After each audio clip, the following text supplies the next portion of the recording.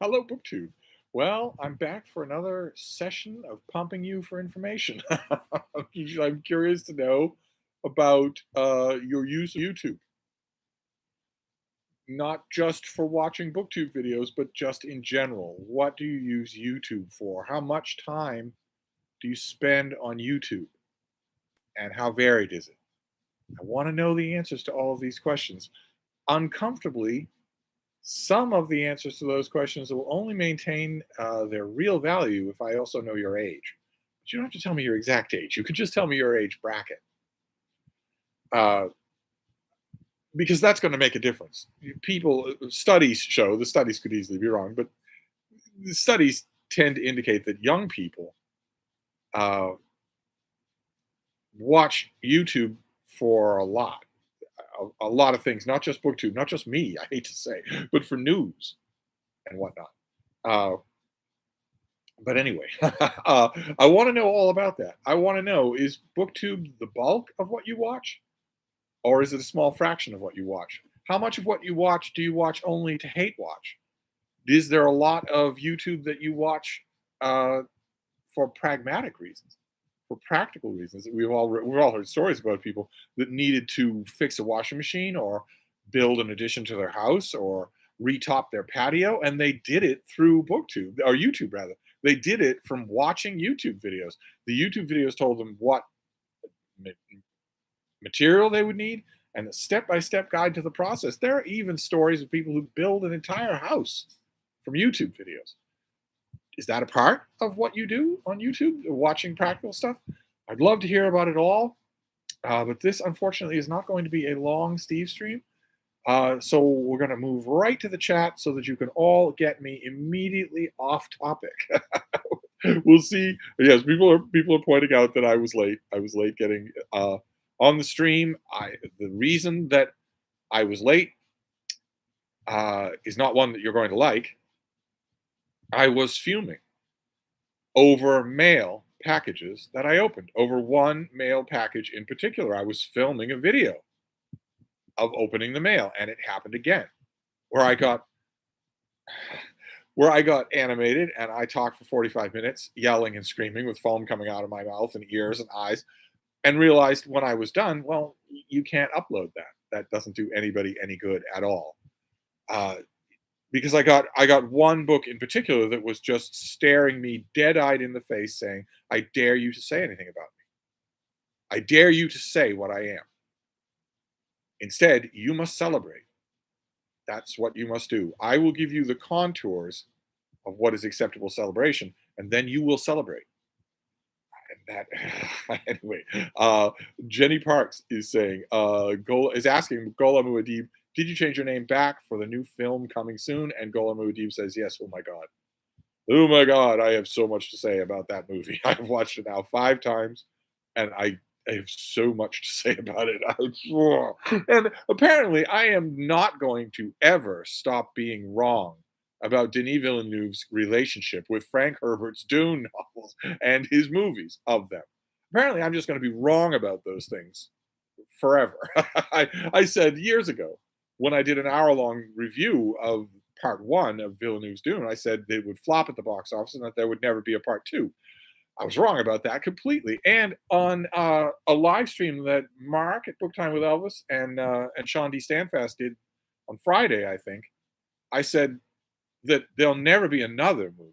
No matter how this movie does in the theaters, Villeneuve will never move on to Dune Messiah. He will never actually add that chapter to his Dune movies.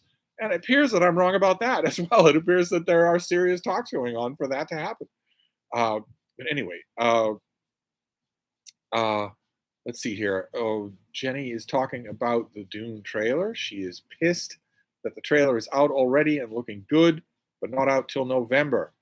You say my name 3 times and I appear. Yes, it's true. Uh, Street Medic says I'll be 65 in November. Good lord, Ugh, so old. uh, uh, Daniel Marlette says I just turned 38, going on 28. Angela Coates says late 50s. Yours is the only live stream I watch. I assume you're going to say. That's very interesting. I want to know about live streams, but I mainly want to know about YouTube just in general. We can get to live streams later. Live streams are fairly new, aside from, you know, horrible streamers, the worst people online. They're fairly new to penetrate into the broader ecosystem of YouTube. I'm curious to know how you use YouTube, just in general. I think I would guess that the number of people watching this channel who only watch BookTube is fairly small. I would be willing to bet that most of you have a broader YouTube diet. Uh, let's see here. Jenny Parks, I'm 38 in November, but I refuse to act my age and nobody can make me. Angela, I've watched or commented on. Oh, mine. Okay. D Temple 54 says I'm 68. Daniel Marlette, YouTube has helped me fix my house, my car, my marriage. Monet Doyle says hello. J. Stott Phillips, Steve is late again. We're going to have to dock him. Aiden says early 30s, probably 2 to 4 hours a day on average. 100% Steve Donahue. Just kidding, but highly varied and would make way too much text for the chat. Well, you could do hours a day with me alone, but I bet I doubt there's anybody who just watches me. I've been told by a great number of people, probably over 36 people, have told me that they only watch that they might not only watch BookTube, but on BookTube they only watch me and Michael K. Vaughan, just those two channels. I've heard that so many times that it doesn't even surprise me anymore. Daniel Marlette, Steve doesn't like mail packages. Jenny Parks, nope, female only. Angela Coate says BookTube is a big part of my watching. Also, I enjoy tractor restoration and chateau restoration videos. Presumably, you have neither chateau nor a tractor. Just find them fascinating. Kevin JN, I'm 59 and mostly watch retirement advice videos and travel logs. Interesting. So when you say mostly, do you have a rough idea of percentages? Do you watch very little BookTube? Oh, wait. 73 people in 7 minutes? That doesn't seem possible. Let me see. We watched, we were at retirement videos. So you have to, there we go. Okay. Aiden says, I love the Steve Rage mail hauls. Well, the books that I've got right here. One of them certainly did it. One of them certainly did it. Oh my. Gola Muad'Dib, most of my YouTube is book related. I do enjoy the occasional Q Park dancing and singing in the street video.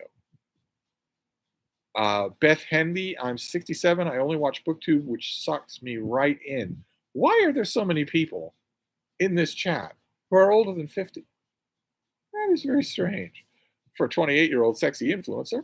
Aaron, read a book. I watch BookTube and wood turning tube. Strangely relaxing. I don't know what wood turning is. Aiden, I would love to see the Frank Herbert Saratoga Barrier adapted into a movie. My instinct is to say you never will, but I've been wrong about every bit of this so far, except for my assessment of the strengths and weaknesses of the first part of Denis Villeneuve's Dune. The actual movie review, my prognostications were wrong, but the actual movie review was right. I have so many thoughts about this second part. Oh my God. Let's see here. Street Medic, I need to pee, but I don't want to miss anything. Wait, I'm on my phone. I can take it to the bathroom with me. Or you could just go in your pants. Maybe you just aren't that old yet. It waits for you.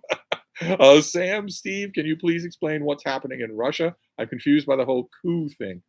Oh my. Oh, goodness gracious. I can't, but my friend Zach can. Did I publish that video? I'm pretty sure that I did. I did a chat earlier today with Zach from the Brattle, and that was what we talked about. We talked about the situation in Russia, because naturally, when I'm confused about something in Russia, I go straight to him. But I thought sure that I hit publish on that. And then again, I'm a lot older than most of the people showing up in this chat, so maybe I didn't. Maybe we filmed it. I mean, we did that Zoom chat this morning. Maybe I just didn't ever do that. Here, let me quickly take it. Oh my God, can you believe that? I did not. I did not make it public. Oh, good Lord. I'm terribly sorry, all of you. All right, well, I just made that public. You can't go and watch it now, but you've got 40 minutes of me and Zach talking. I don't actually know, but he seems to have some pretty good guesses as to what's going on. Gola Muad'Dib, I don't hate watch videos. I tend to agree with that. It's a waste of time. Jenny Parks, about 95% of the channels I subscribe to are reading, writing related. The rest are pretty random. Yes, is that a slight dig that I should be making more writing related videos. I made one today. Tempted to do that all month long. Just stick with Camp NaNoWriMo all month long to beef up my AuthorTube credit. Although one of the questions that I asked months ago and never got a definitive answer to is there an AuthorTube? Does it actually exist? A lot of you came to the point of saying, you reached the point of saying, so many of the channels that call themselves AuthorTube are only hawking an online webinar series or a book. And a lot of you came to the conclusion in the end of that, what was that, in the spring that we talked about that if I want the kind of AuthorTube that is like BookTube, a supportive, encouraging community, I'm going to have to build it myself. Well, I'm a little bit occupied this summer, so I don't know if that's true. Monet Doyle, I watch YouTube that have people talk about reading books. Yes, indeed. Karen Kellogg, nearing 80. I watch gardening, climate change, many booktubers, hiking, fixing lawnmowers and water heaters, etc. Occasionally PBS, evening news, and on and on. You watch channels devoted to climate change? I'm assuming starting with Climate Adam. Columbia Thunder, happy for Stevestream. Been having a downer week. These always cheer me up. I'm very glad to help in that regard. They always help me too. They always cheer me up. They also help me to think. They clarify my thinking, except for the Spaminator. I had a couple of friends. I have 4 friends who do YouTube professionally. And 2 of them do it super professionally. 2 of them have an entire employee force. They make a huge amount of money on YouTube. And all of them told me years ago when I was just putting my toe in and making videos, and they were all saying, oh, this isn't going to work. You know, you stink with technology. I've seen what you do to technology. It won't work. And besides, nobody reads. And all of them said, years later, as that process continued and they saw that I was really liking this, whether I'm good at it or not, all of them said, you know, if you're ever down, do a live stream. I don't know why, but it will perk you up. And you know, I don't know. It has turned out to be true. It is absolutely true. What I don't understand is why, especially 2 of those 4 friends would think that, since their live streams are monitored by a fleet of mods. They never see the comments. They don't interact with their viewers at all. I don't know why they consider that an uplifting thing. They certainly don't do anything like this. But anyway, Daniel Marlett, what are your thoughts on people toying with the idea of starting a BookTube channel but aren't particularly bright or well-spoken? Can enthusiasm carry the day? Well, you're just setting up these jokes, aren't you? Yes. First of all, you don't need to be bright or well-spoken. This is an extremely warm and welcoming community for the most part. You don't need also, especially the thing that I hear so much, you don't need to be showing original books or to be showing a huge amount of them. If you read a book a month, that is fine. An update once a month is fine. You will still be welcome. I often think that maybe I don't know. I often wonder if I'm setting a bad example for anybody who watches my channel and is thinking about making a BookTube channel and looking at my channel and thinking, well, I certainly can't do that. I don't have an endless fire hose of books coming in. I don't have critical thoughts about every single thing that crosses my bow, and I can't make 5 videos a day. So I better not try this. That is none of that is necessary. It is really fun. And people will, if you do the BookTube newbie tag, that is the one ironclad piece of advice here. Do the BookTube newbie tag first so that people can find you. People look for that. And you will be welcome. You will see. You do the BookTube newbie tag, you'll get 12 or 13 comments on that video saying, welcome to BookTube. Glad you're here, that sort of thing. That is wonderful, and that will continue. But anyway, Siva Bronstein, I'm between 30 and almost 41 years old. I have poorly reasoned political opinions, sports takes, cooking clips, etc. Oh, you save them to watch later fold, but end up watching old Steve streams anyway. Good for you. Nice to know your priorities are in the right place. Gola Muad'Dib, I'm 47, also refuse to act my age. Sam, I'm 300 years old and live in someone's attic. Don't tell them. Okay. Angie Jones, ArtTube, BookTube, Tiny House Tube, and Cult Studies. Oh my. Oh, well, this is creating more questions than it's answering. Like, for instance, Tiny House Tube, Angie. Does that include narrowboat channels? A peculiarly beguiling thing. Do you watch narrowboat content as well? Those are technically tiny houses. Bill Rutenberg is here. I like to watch a couple of channels that refurbish Hot Wheels and furnish. Oh, that's right. Hot Wheels are a big hobby of yours. Yes, but you don't refurbish them. Is that right? That strikes me as the kind of thing where you would need a workshop to do that and very specific equipment. Boy, though, if they were a hobby of yours, what an amazing thing that would be to watch. But also furniture refurbishing, that's not the same thing. Furniture refurbishing, some of it anyway, strikes me as the kind of thing you could do in your garage if you wanted to, as a rank amateur with no specialist training. Is that so? Do you watch those two things for different reasons? J. Scott Phillips. I watch YouTube mostly for BookTube, but often watch instructional content. At age 67, I apparently still have a lot to learn. And Monet Doyle is 47. Where are the 20 somethings? Why is everybody in this channel 50 or older? Omnipotent Poobah, 40 odd, mostly consume podcasts as they're more user friendly. When I do spend time on YouTube, it's mostly catching up on news programs that aren't available on catch up. Some booktubers too. Gola Muad'Dib, just where depends, and you can skip that trip to the bathroom. Aaron Reed Book, wood turning is carpentry using a lathe to carve objects. Okay, if you say so. B-roll books, 60% booktube, 20% photography on YouTube, 10% movie reviews, 10% old documentaries. Okay.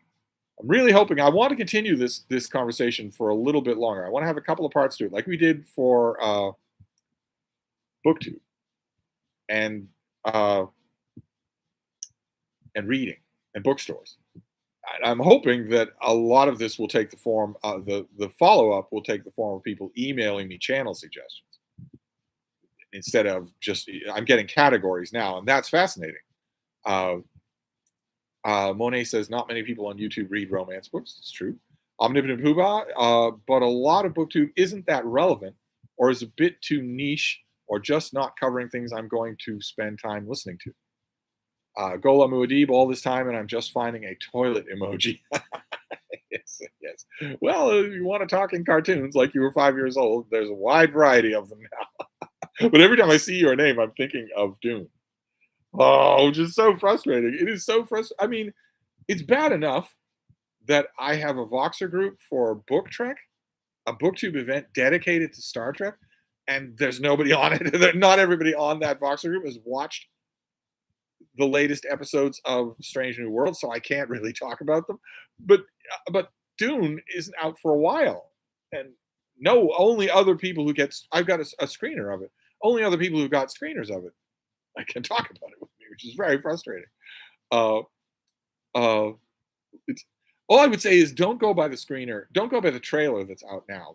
There's a trailer that's out now that's a little bit. I'm not saying deceptive, but it doesn't convey the feeling of the whole movie. It really doesn't. It conveys some aspects of it, but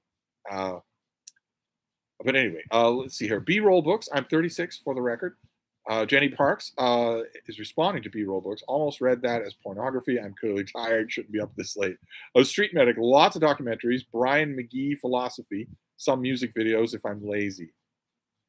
Sean D. Stanfast is here. Hi, Steve and everyone. Kevin J. And I would say I mostly watch you and occasionally Michael K. Vaughn and Criminale.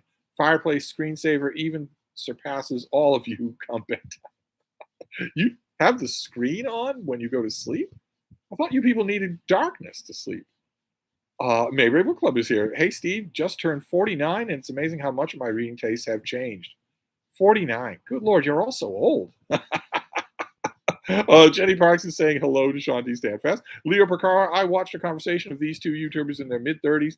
In the comments, people were saying how insightful they are. It was the most surface-level, poorly expressed parley I ever saw. Ooh, Leo. Ooh, my. Ooh, my. Dude, get me started. I watch channels like that all the time. I don't know why, but I do. Probably the quintessence, as you'll guess, that I'll say is Jack Edwards. There's 1 million subscribers on YouTube. 1 million subscribers. And his videos are largely disposable, but the comments on his videos are revelatory. Just revelatory. Along exactly those lines. Uh, Everyone is saying hi to Sean. Aiden says a rough percentage breakdown of my YouTube viewing: 50% BookTube, 90% you, 20% historical slash biographical, 15% gardening, and 15% miscellaneous. Uh, let's see here. Eric Zielinski. Hi, Steve. You mentioned today that you picked up another copy of John Cheever's collected stories. Can you mention what you particularly like about his story slash writing? I love how there's no fat on them at all. It's amazing. You look at short stories, the typical characterization of short stories is that they have to get right down to business. But oh my, they don't. They don't at all. Most of them waste so much of the little time they have at your attention.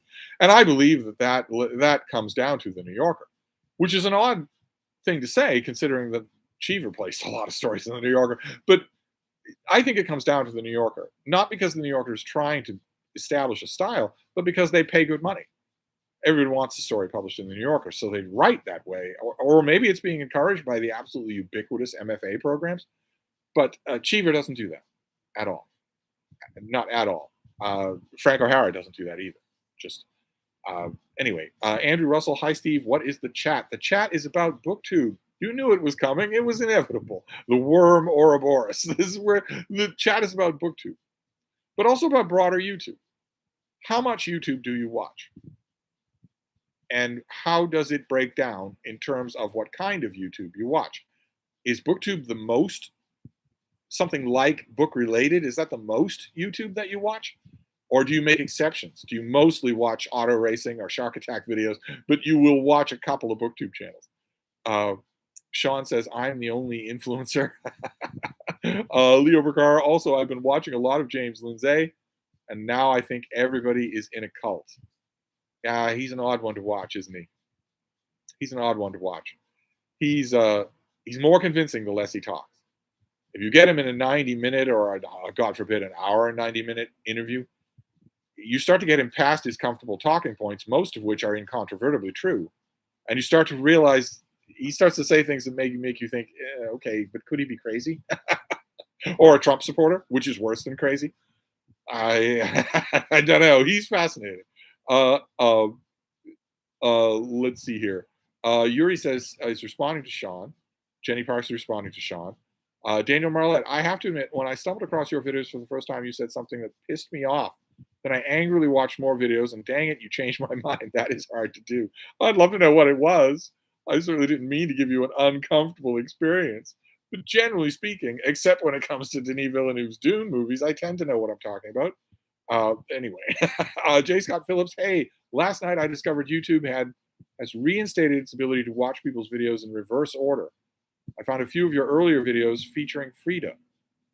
I don't know what that means. Watch in reverse order. I don't know what that means. You mean you don't mean watch them backwards?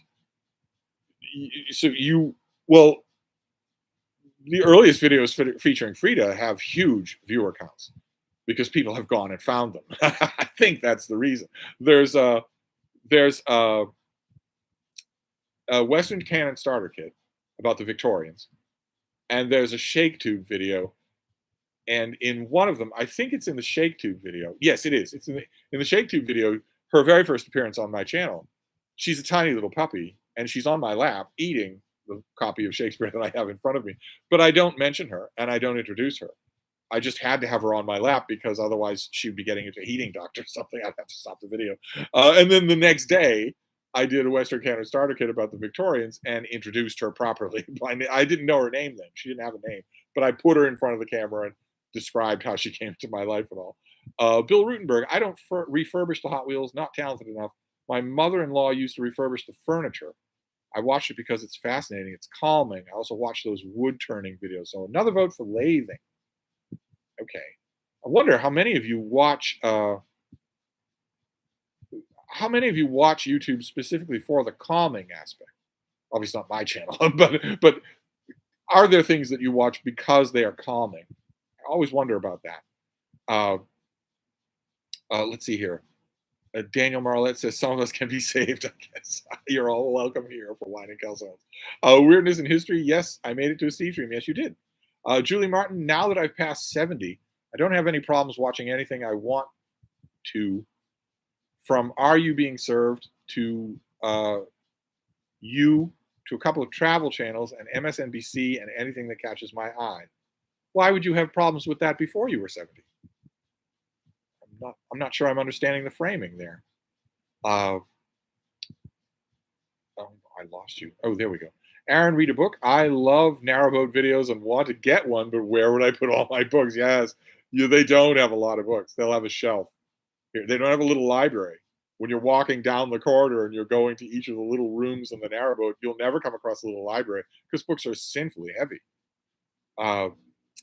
Street Medic, have you ever noticed just how weird and random the humor is on BookTube can be? Is that a habit more associated with readers? By the way, when you're my age, peeing is a hobby. I love a lot of the humor that I encounter on BookTube. I love it. I think it comes from the natural self-deprecation that readers must feel once they step out into the real world and realize that no one reads, and that not only does no one read, but that most people hate reading. They laugh at it, they scorn it. That creates the kind of self-deprecation that is perfect fertilizer for humor. Sean D. Sandfast, it is BookTube at War month, so that works. Orthia NZ finally caught another Steve stream. Hello, Steve. Hello. Jenny Parks, I watch a couple of van life travel now that I want to do it and travel around, but I'd have to learn to drive. Not good with my anger issues. Yes, you would have to learn to drive, but I've watched a million hours of van life, just a million. And tiny house videos and narrowboat videos, but a million hours of van life. And look at how many of those channels learned how to revamp their van through BookTube. Not BookTube, YouTube. They learned how to do that, how to strip everything out of it, add insulation, add paneling, add fixtures, find it all. A lot of those channels learned that on YouTube. Flora should be reading. I'm 32 and watch video essays on film and culture, political commentary, and a few BookTuber and study with me channels.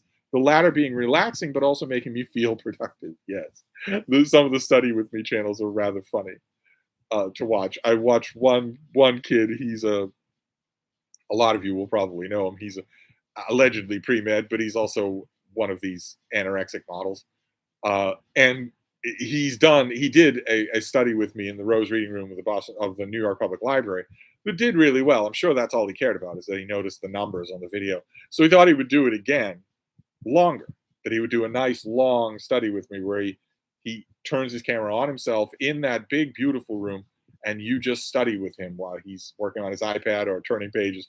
But since it was a longer video, he had to bring a friend along because he can't go a longer video without going outside to smoke. He can't do it. He would start to go into withdrawal, and he knew that. So he brought a friend along to pad the time. Siva says, I know I'm off topic, but when Trump first got elected, I thought the biggest damage he would cause would be his Supreme Court nominations. Any strong opinions on the recent rulings? The longest term damage, yeah, I thought would be that he will get Supreme Court judges. I didn't think he'd get 3. I didn't think that a supermajority would be imposed. But it was, and the court is a political arm of the Republican Party. It's the Trump court, not the Roberts court.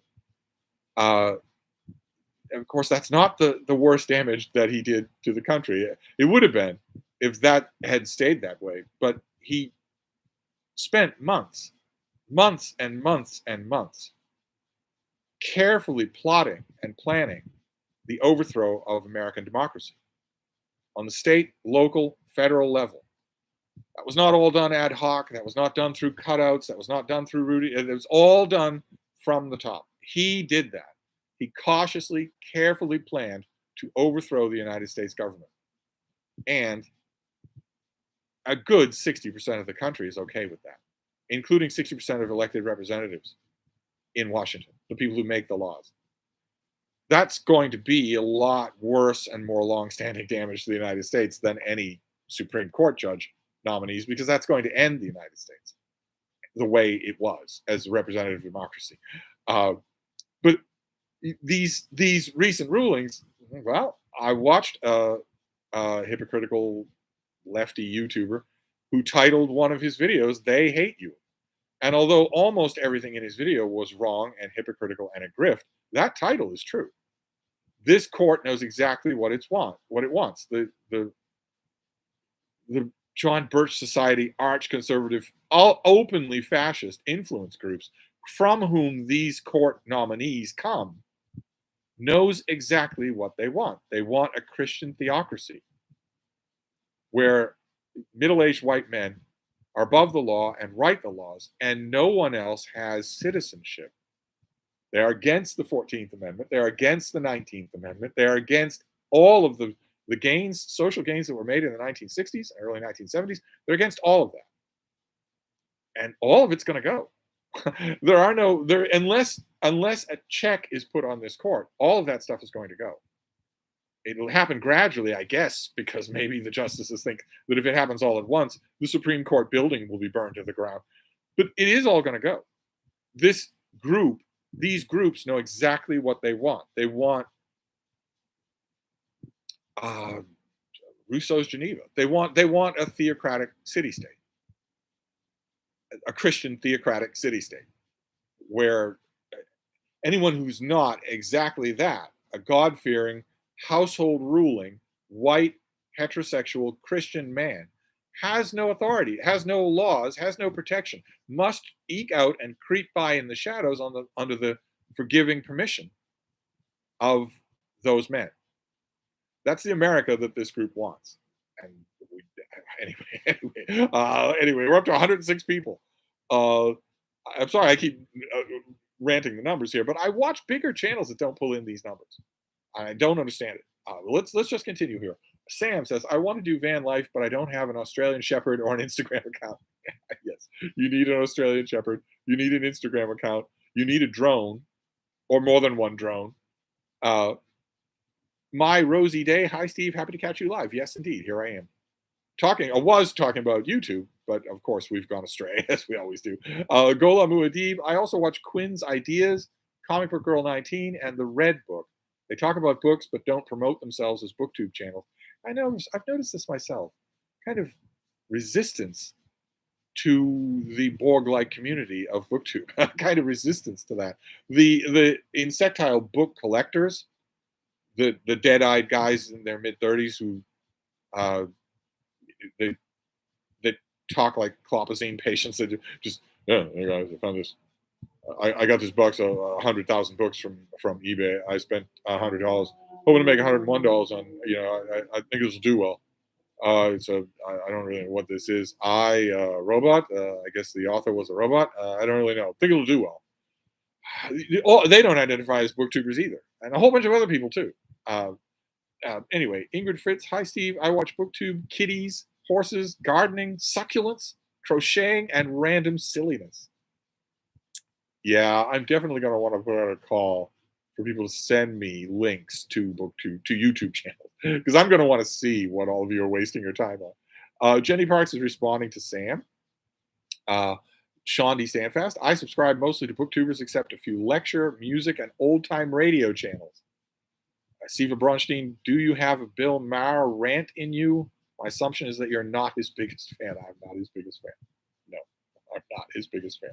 He can be funny. He can have very good comic timing, but he's a stand-up comedian. The idea that I have a few rants in him. I also have one story that the one and only time that he and I intersected in any way. Jay Nicole, Frank O'Hara is underrated. He most certainly is.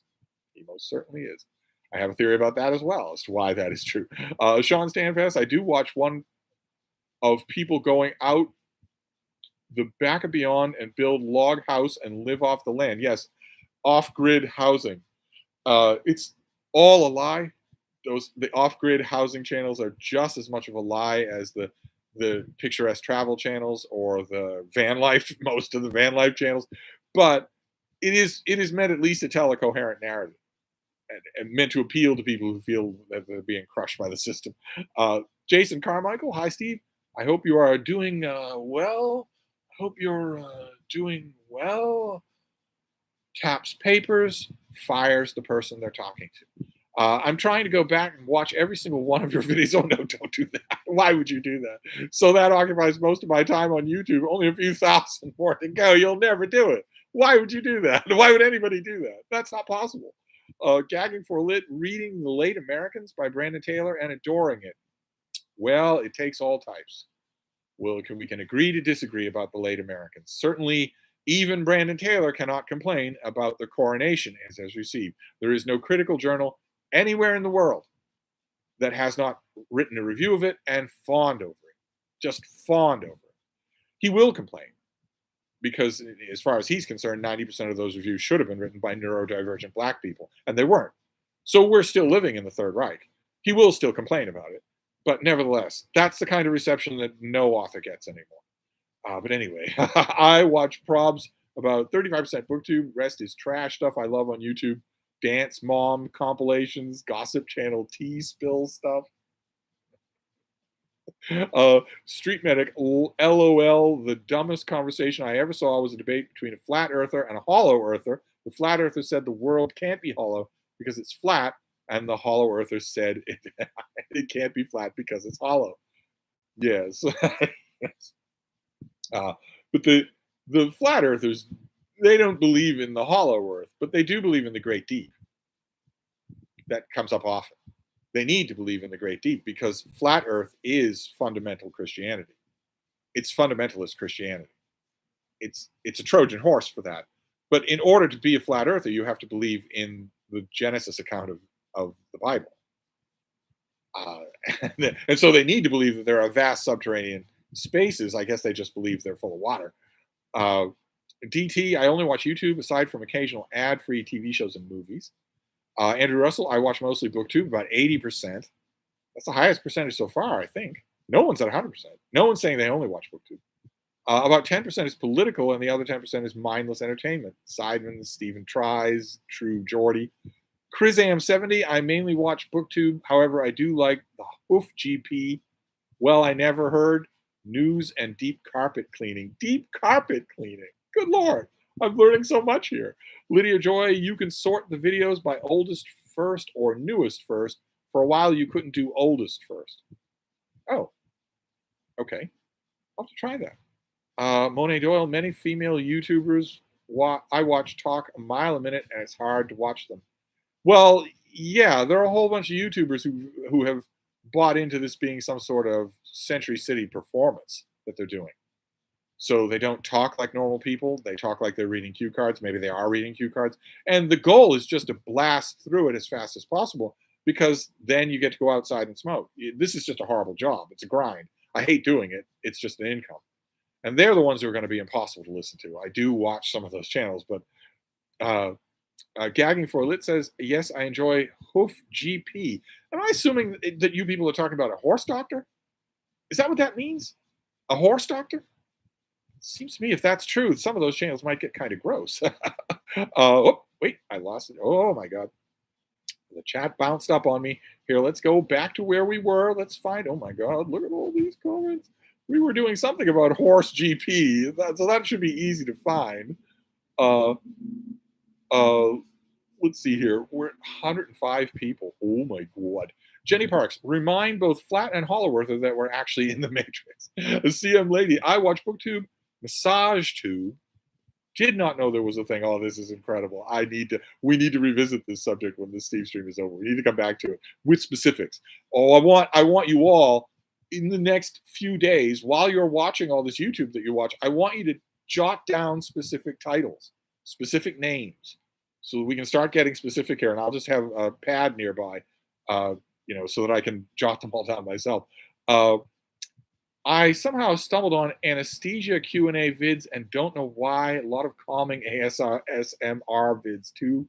Anti-Gaia Steve, did you manage to get your lucky paws on the upcoming Anna Donahue release? If so, are we in for a treat? I have the book. I haven't read it yet.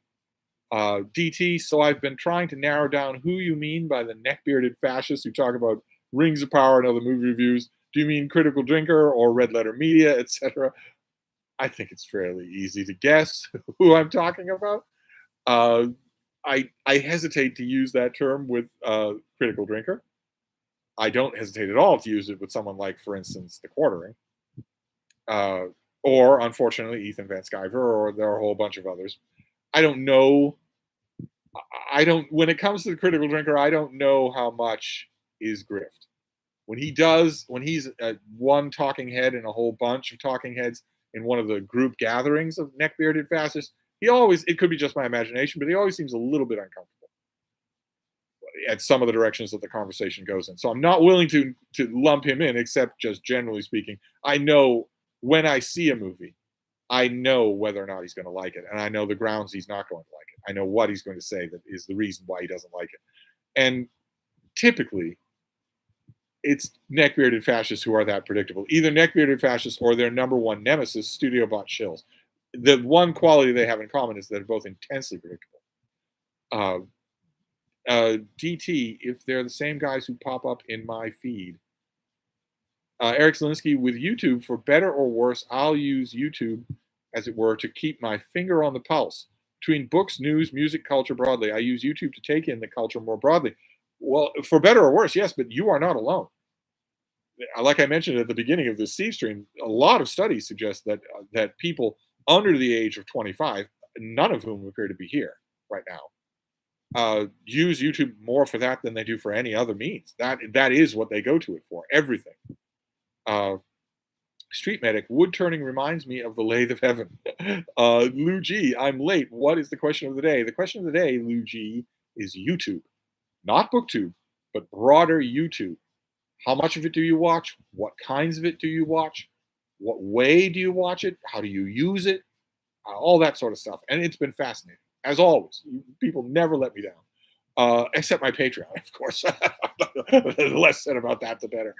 Nick Piccarilli, after BookTube, cooking and music are my biggest categories. On a side note, your BookTube and War thumbnail is a masterpiece, and Michael K. Vaughn made that for me. Isn't it great? Isn't it great? I'm telling myself that I love BookTube and War as an idea for a BookTube event anyway. But even if it stank as an event, I would still use that thumbnail.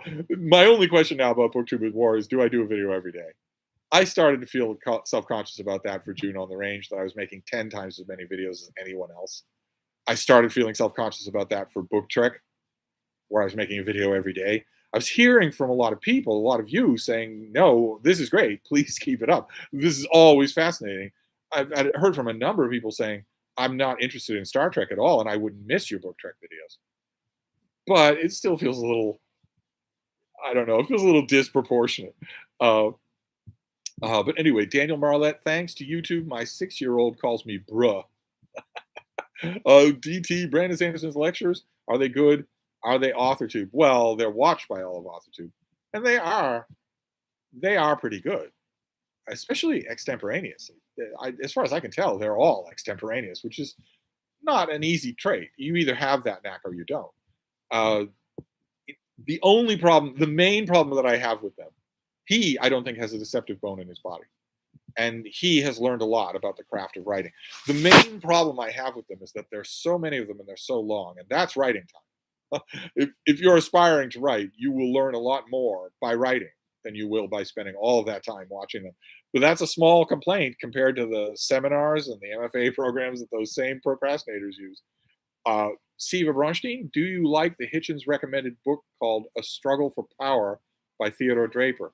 Kinda, I do. I didn't like it as much as he did. CM Lady, oh, so A Bleak and Barren Sunday was your first video? YouTube keeps recommending your videos from 4 or 5 years ago, just that period. Oh, no, Bleak and Barren Sunday wasn't my first video, I don't think. No, the first video should be my BookTube newbie tag, which Chris and Giselle Rhodes filmed for me in the little book room. You can hear Lucy in that video, my Basset Lucy. She wasn't happy with the fact that nobody was paying attention to her, so you can sort of hear her elephant seal flapping around. But that should be the first one. I don't know. I'll have to try this oldest first feature. I've never done that before. Jenny Parks, most calming channel I watch outside of BookTube is Paul Messner. He does UK wild camping videos. Yes. Do you find that calming? I guess in the UK you would. He can't come across anything that might kill him. Weirdness in History, ASMR videos, and Let's Not Meet videos make up most of my viewing on YouTube. Complete opposites. I don't know what a Let's Not Meet video is. What is that? So many suggestions here. Oh my. Colo 1546. Hi Steve, 42 here. I originally started watching you and the rest of the OG BGs, and as they've started to drop off, I've replaced them with MKV, Criminale, Sean D. Stanfest. Yes, I have lost all of my old playmates. I've lost Todd Oval. I've lost Mark Richardson. I've lost Jason Harrigan, except for today. Jason made a little video today to champion Sean's plight and direct help in his direction. I've lost all of my old playmates, the OGBG. Nancy Nickerson, Bill's books is calming, unintentional ASMR. Gola Muad'Dib, I also love blooper videos. Star Trek The Next Generation and Always Sunny in Philadelphia have my favorite bloopers. Julie Martin, before I was 70, I was working, so I didn't have the time to watch a lot. Now I can watch whatever, whenever. Oh, I see. He says, I used to watch a lot of walking or driving videos through parts of the world that I will never see. I particularly had a fondness for the Alps. Driving videos in the Alps. Oh my. Gagging for lit, I find animal channels calming. Some of the raccoon rescue / feeding ones and cat and dog ones, girl with the dogs and stunt dog. Mimi Blue and Hosiko for cats. Yuri, not Ure. Steve, you've missed my first comment. Why? Because I'm outside the target audience being 50. I mostly watch political commentary, Russian non-state media in exile, NBC News, UK Parliament, music. Fascinating. Jenny Parks is responding to Gola Muad'Dib. The series Supernatural by far has the best. I assume you mean bloopers? Yes, I don't know. I've never watched any, but I would assume that was true. Jensen Ackles is pretty funny. Daniel Marlette, I watch toy restoration videos with my son when he's sick and up super late. It's very calming. With Steve, mail hauls didn't work out because they would get him frothing. Frothing with anger? Ooh, I know all about frothing with anger. I got a book today, right here. Absolutely delusional. And you're not supposed to call it on its delusions. You are supposed to praise it. It believes, its author has been led to believe, encouraged to believe, paid to believe that she is describing a new reality. That once reality is freed from the oppressive, crushing hand of white people, then new realities open up. All of history changes. And all of my racist fantasies can come true. We're talking about frothing. Let's see here. Taylor Brock, I have YouTube playlists. It's a growing list, especially documentaries I haven't watched. Do you have playlists? What are they? I don't have any playlists. No, I don't. I don't make them for this channel, and I don't make them for anything else either. I really should make them for this channel. Just go, especially now that I can go to oldest videos and work my way forwards. I could make playlists. I just haven't done it. I haven't done anything like that curatorial stuff for this channel. Jason Carmichael, other than the small corner of BookTube, my other viewing habits include cooking recipes, hockey news, relaxing lo-fi music channels for study and chores. It's quite random.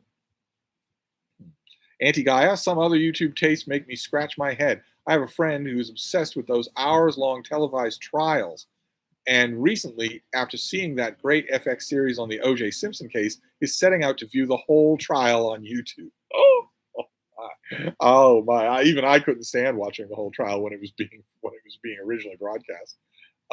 Chris Am70, everyone have a great evening. I came to relax and escape the world, yet it invaded the stream. I don't know what that. Oh, that might be a reference to a political comment or two on my part. I don't know why people think that I'm going to avoid that, but maybe you're talking about something else. Aiden says, I've been asked to make videos of deep dives into bibliographies of my favorite authors that seldom appear on BookTube. You are the only channel that has videos of some of my favorites. Well, I have read a lot. I've read pretty widely. Street Medic, we need to have another constitutional convention to address all the problems facing a 21st century diverse society, but it won't happen. No, the exact opposite is going to happen. The exact opposite is going to happen. No, there will be a constitutional convention, but it will be a sham. It will be to write a new constitution or amend the old one out of recognition, but not to make amendments for a more diverse society. Not to do that. Monet Doyle says, male YouTubers I see don't talk about romance books. No, they don't. I think I might be the only one who reads them. J. Scott Phillips, I miss June on the Range. Yes, June on the Range is over for another year. Another year. We move on. Plenty of other highlights in the year. We've got BookTube at War in July. We've got Jane Austen July. We've got Garb August, of course, in August. A bunch of other stuff. There's Nonfiction November. There's March Mystery Madness. All sorts of stuff coming up. But June on the Range happens once a year. Weirdness in History and Boris Karloff movies. Lots of YouTube. DT, give us some advice on what would make a fun BookTube channel you'd like to see. I haven't started mine yet. Well, I do. It all depends on what your raw material is. I want everybody to at least try making it just an ordinary BookTube channel. Do a few tags that strike your interest. Talk about what you're reading. Talk about what, maybe do a library tour. All the staples of BookTube. I would love to see that because I am interested in readers. I have always been interested in readers. I want to see that. It doesn't have to be new and original at all. Let's see here. Street Medic is responding to Jenny Parks. Matt Sheridan says, "Hi, Steve. Happy Saturday, everyone." Yes, yes. Very quiet, overcast, hot, humid Saturday here in Boston, where I think I would be right to assume that probably 80% of the city has left town. Because the 4th of July, those of you who don't live in America, the 4th of July is a huge holiday in the United States. And it falls on a Tuesday this year, which means that absolutely no one who can get around it is going to, did I say quiet? This background drag race. Absolutely no one who can get around it by hook or by crook is going to be working on Monday. And most people knew that. So they took off midday on Friday and are gone. They're at the camp or the cape, or the lake or the cape for the whole of that stretch of time. They'll come back reluctantly on Wednesday morning. Next week, starting around Monday night, some greater heat is going to build in the region. We're going to be in the upper 80s Fahrenheit. But it makes me, since the 4th of July falls on a Tuesday this year, it makes me wonder what people are going to do next year when the 4th of July falls on a Wednesday. What is going to happen next? What do you do then? Taking 2 days off on Monday, right there between a Sunday and a major national holiday. That's a fairly easy call, but 2 days? I don't know. But anyway, Jay Nicole, please do a video on Frank O'Hara and some other underappreciated authors. Well, I could do that, absolutely. Aaron, read a book. I have a feeling a lot of those van life people have trust funds. They swear they don't have independent sources of income. They swear over and over again, you guys are our income, guys. We edit our videos, guys, on these laptops, guys, right here on this custom-made shelf, guy, inside our van, guys. And we put them out there, and you buy our merch, guys, and you watch our videos, guys, and that's what makes us our money. I don't tend to believe them. But Matt Sheridan, I'm in the middle of Mason and Dixon. Absolutely brilliant. I love it. Yes, it's a brilliant movie. Or not a movie, a book. Choco, I watched Jack Edwards' books with Lala and you. Good Lord. So you watch 2 gigantic BookTube channels, 2 of the biggest BookTube channels, and me. That's fascinating. And there's nothing in common between those 3 channels. I wonder what would prompt that kind of a combination. Oh, I lost you. Here, we're gonna go back and find you here. We're gonna go. Oh my God! Look at all these. I need to start blasting through some of these comments. Just okay. There we go. Teresa, love a good carpet cleaning video. Did not know they existed. I will look for one. Eric Zelinsky, Steve, do you have any? We don't have any carpet here at Hyde Cottage. Maybe that's why it's just completely alien to me. There's no carpet here anywhere. So, Eric Zelinsky, Steve, do you have any idea why comedian political commentary has such a grip on the political conversation? Joe Rogan, Bill Maher, Russell Brand. If I bring up topics, these names always come up. I think it's probably because they're fairly good at delivery. They're fairly good at entertaining. Obviously, that's where their roots are. And it's dangerous because the overlay of actual political thought, of actual contemplation is fairly thin. It's the entertainment that's going to get you places. The entertainment and also in terms of stand-up comedians, which all 3 of those were, reading the room. Reading what's going to get you massive traffic and therefore huge amounts of money. It's not the same thing as Tim Russert. He wouldn't have a hit YouTube channel if he'd lived to see YouTube. Anti-Gaia, don't those flat earthers have any curiosity about seeing the edge of the earth? Why don't we hear of any of them traveling there? Oh, they have you covered, Anti-Gaia. They have you covered. As far as in their worldview, the edge of the circle of the earth is Antarctica. The whole of that is what we globetards consider Antarctica. And Antarctica, they say, is protected by the Freemasons, which is their code word learned from Eric Dubay for Jews. They say that according to the terms of the Antarctic Treaty, the text of which is available publicly, so you can see that that isn't part of the terms. They say that according to those terms, it's a massive military base with a massive military presence, and you be killed the minute you go there. They deny that there are massive tour packages that bring thousands of people to Antarctica every year. They deny that the long range and drone footage of vast barren wastelands of open ice with no military bases to see. They deny that those photos are real. They say you cannot possibly go there. You're not allowed to go there because they won't let you. They will say, the flat earthers will say that they are the Freemasons, the entrenched Illuminati of the world. What they mean is the Jews. Eric Dubay is a Nazi anti-Semite, and they learned all of this from him. All of them learned all of this from him. And they haven't bothered to think about it. They just like the coolness factor of it, if they think there is such a thing. That's why you can't go there. And Professor Dave and a bunch of other people, Simon Dan, have said, well, okay, you're saying that you can't go there. And that's why you can't prove, no one can prove it. Use that as an element of proof for the flat earth. But you could get into a boat and go as close as you can and then start going around the globe. If the earth is flat, you should be able to do that whole circumference outside of shooting distance of Antarctica. And that would prove conclusively that that the globe is flat, that the world is flat. You don't do that. No one has ever done that. No one has ever even tried to do that. Anyway, Jenny Parks, let's all agree that the best videos are pimple popping and earwax cleaning. I refuse to believe that there are videos on either of those. Street Medic, lots of good chess videos. Unfortunately, watching them hasn't made me a better player. No, only practice will do that, as with so many things. Diamond Dave 14, hi Steve. I do watch a lot of documentaries, mainly history. I also listen to my favorite podcast, The Rest is History, with Tom Holland and Dominic Sandbrook. Occasionally fail compilations. Gina Stan, your books is here. I love Shuttle Pod, meaning videos, hair cutting, and grooming videos. Some frugal living channels.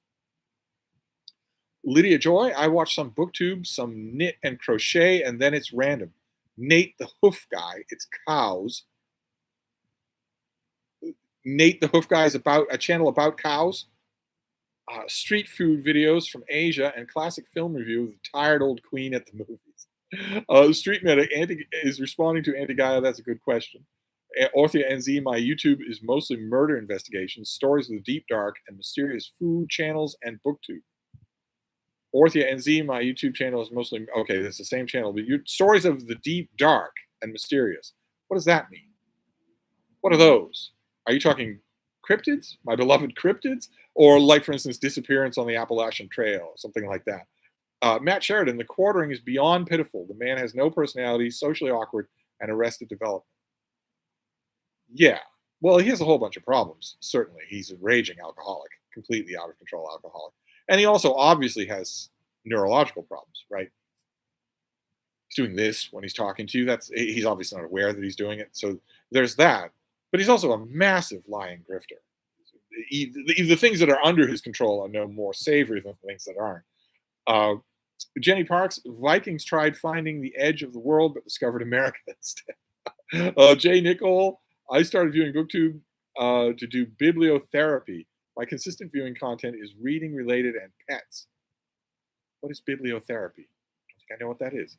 Matt Sheridan, did you see Tim Pool debate Emma Vigeland? Pool obviously has serious issues with women. I did watch that debate, and he does have obvious serious issues with women. But you're not going to like hearing this. I think he mopped the floor with her, but in addition to that, far worse than that, because he's a psycho and he's got a talking list ready, and he's not going to engage in honest conversation. And she was prepared for all of those things she wasn't going to get. How she could not expect what he was going to do when she's watched as much of his content as I have no idea.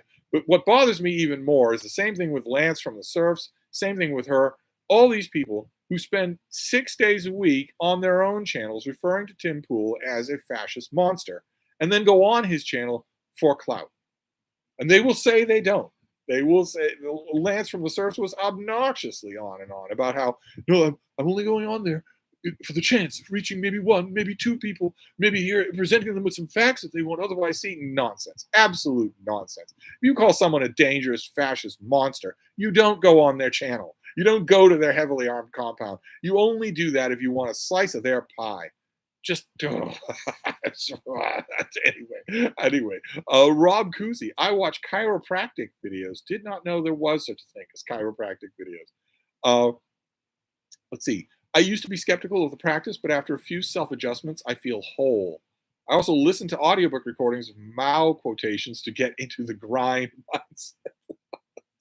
J. Scott Phillips. Speaking of Hollow Earthers, I heard a Skeptic's Guide to the Universe episode interviewing Neil Adams. He talked a little about his artwork, but was also passionate about Hollow Earthers. Yeah, well, it doesn't take much looking at his artwork, especially his later artwork, to suspect that maybe not all of his paintbrushes are dry, if you know what I mean. Aaron, read a book. I've got Andersonville and Guns of the South for BookTube at War. Are you a fan of either or both? No, no, I'm a big fan of Guns of the South. You picked a real winner there. Andersonville is almost unreadable. It is almost a parody of an award-winning highbrow literary work of fiction. You should avoid it at all costs. It's almost unreadable. If you need a recommendation for another Civil War book, first of all, there's The Killer Angels, but I'm assuming you've already read that. But I'd be happy to make you other recommendations. Andersonville, especially Aaron, if you are the type I've met through BookTube who will not abandon a book once you start it, I'm amazed such people are out there.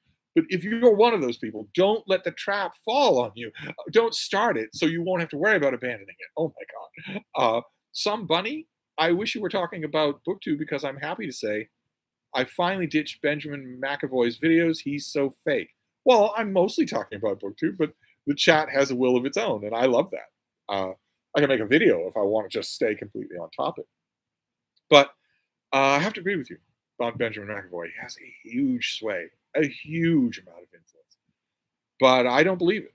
I don't believe him. When you say he's so fake, it was my own first impression.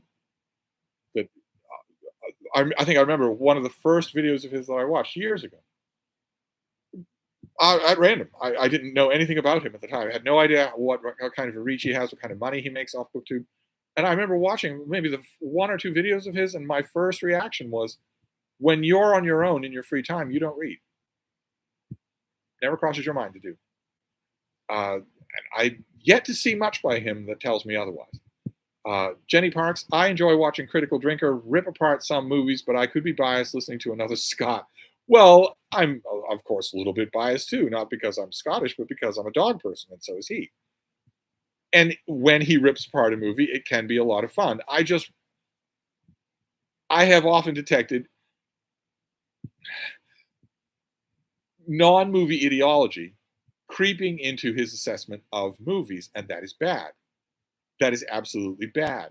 I have all sorts of ideologies, but when I'm assessing a movie, I want to assess the movie. I'm not holding it. I'm trying not to hold it up against on a clipboard list of my ideological checks. And sometimes I don't think he's able to do that. Anyway, Gholam Muad'Dib just got into AI art videos, books, and AI images is my favorite. He used book text to make the images. AI art videos. Oh man, I'm gonna have to go through the comments when we're done and just make a list of all these things to look for. Street Medic, BookTube at War fiction, The Red Badge of Courage, nonfiction, The History of the Second World War by Winston Churchill. Okay, is that the first time for both? Wow. Jenny Parks is responding to Gholam Muad'Dib. Thanks for the rec. I'll probably binge tomorrow. CM Lady, it's so interesting to go back through certain booktubers' past videos, see how they were lifestyle and fashion gurus and never mentioned a book until their views went down. Yes, you can see that a lot in a lot of channels. You can see, maybe, for instance, no names, mind you, maybe their main interest is fashion. And they, at some point, think, the book people are really dumb and biddable. They're really sheep. If they weren't, they wouldn't be book people. They also would be at the fashion shows at Milan, subsidized by someone else, cocaine provided by someone else. Since they're not, since they're, naive little lemmings, maybe I could make a killing telling them what to read. And it has worked for a whole bunch of booktubers. It has worked. Uh, let's see here. DT, what do you think of Hitchens as a stylist? Pro stylist? He can be good. He needs to be paying attention and he needs to be caring. And later on, as time went on, he sort of stopped doing both of those things in any regular way. Aaron Facer. Well, finally, Aaron Facer is certainly not 40 years old. 90% of YouTube I watch is BookTube. The remaining 10% I watch is videos on music theory, music tech, and occasionally documentaries. I'm also rather partial to chateau renovation channels. You're going to have to look for these. I've seen house renovation channels here in America, but not chateau renovations. Street Medic says, I love Bill's books. Choco says, Murphy Napier and others. Smith Dukakis says, I rewatched Three Stooges shorts on clips. My favorite stooge is Curly Joe Dorita. Gola Muad'Dib has some great Lord of the Rings, Conan, and Dune AI videos. This AI artwork thing that I'm gonna need to watch. No edit book review says what book? I don't know what you're referring to though. Reading with Ghosts. The problem is that I'm way behind on the comments. Reading with Ghosts. I watch yoga videos. Also, meniscus tear surgery videos help me with my knee recovery. Good Lord. Gola Moody mentions also Dante's Inferno AI. Well, that would be something to see. That's pretty much the only way that you could do it. Alan Black. Hi, Steve. Have you read? I'm 32 and watch 90% BookTube and 5% DIY interior design and 5% politics. Ooh, who do you watch for politics? What do you watch for politics? DT, what do you think of Bo, the fifth column? He doesn't share your pessimism of the future of the USA. Doesn't he, though? Doesn't he? Bo is one of the only people I watch in political YouTube that I would unhesitatingly invite over here for wine and calzones at Hyde Cottage. I think he's a real person. And I think his audience responds to that. He incredibly encourages me to know that you can be so big and so successful without lying your effing face off. That is very, very reassuring to me. He's just a normal person. He's not a normal person, but he's directly himself. And yet his channel is enormously popular. But doesn't share my pessimism? Are you sure about that? I'm not so sure.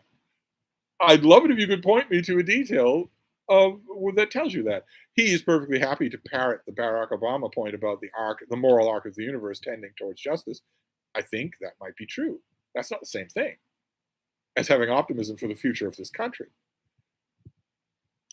Bo and I have at least one thing in common, which is that neither one of us has ever made a direct confession of our own personal politics. But I love him. I love his channel. I never miss a video. So there you go. I also love the fact, just on a minor YouTubing level, because I love BookTube and I am a BookTuber. But I'm also obviously I'm a YouTuber because this is part of YouTube. Never thought I'd say it about myself, but I've made 10 times as many videos as, for instance, Bo and his team have done. I don't have a team. I have a sleeping miniature schnauzer. That's all. I don't have a team. But one of the tiny little like behind the scenes production things that I love about Bo's channel is that he has that thing, right? He has an opening and a closing for his channel. Well, howdy there, internet people, it's Bo again. And then he finishes with, it's just a thought. And never in any video, he makes a video every day or more than one video every day. Never in any video does he make that sound like a chore. He knows that new people are listening. He makes it sound real every time. And how many booktubers do you see who thought, I'm going to have a BookTube channel. I should have a repeated pattern, something that I say every time. And how many of them that make that decision sound like they mutter it under their breath. They hate saying it rather than suck it up and either abandon the regular pattern or say it like a normal person. Just a tiny little thing, a very little detail, just a totally in the weeds BookTubey thing. Let's see here. Jenny Parks, restoring faith in humanity videos are great if you need to smile. I do see some of those. Some of them come up in my feed, I imagine, because keep in mind, YouTube isn't just noticing what you watch. It's also listening to you. It's listening to the words you say.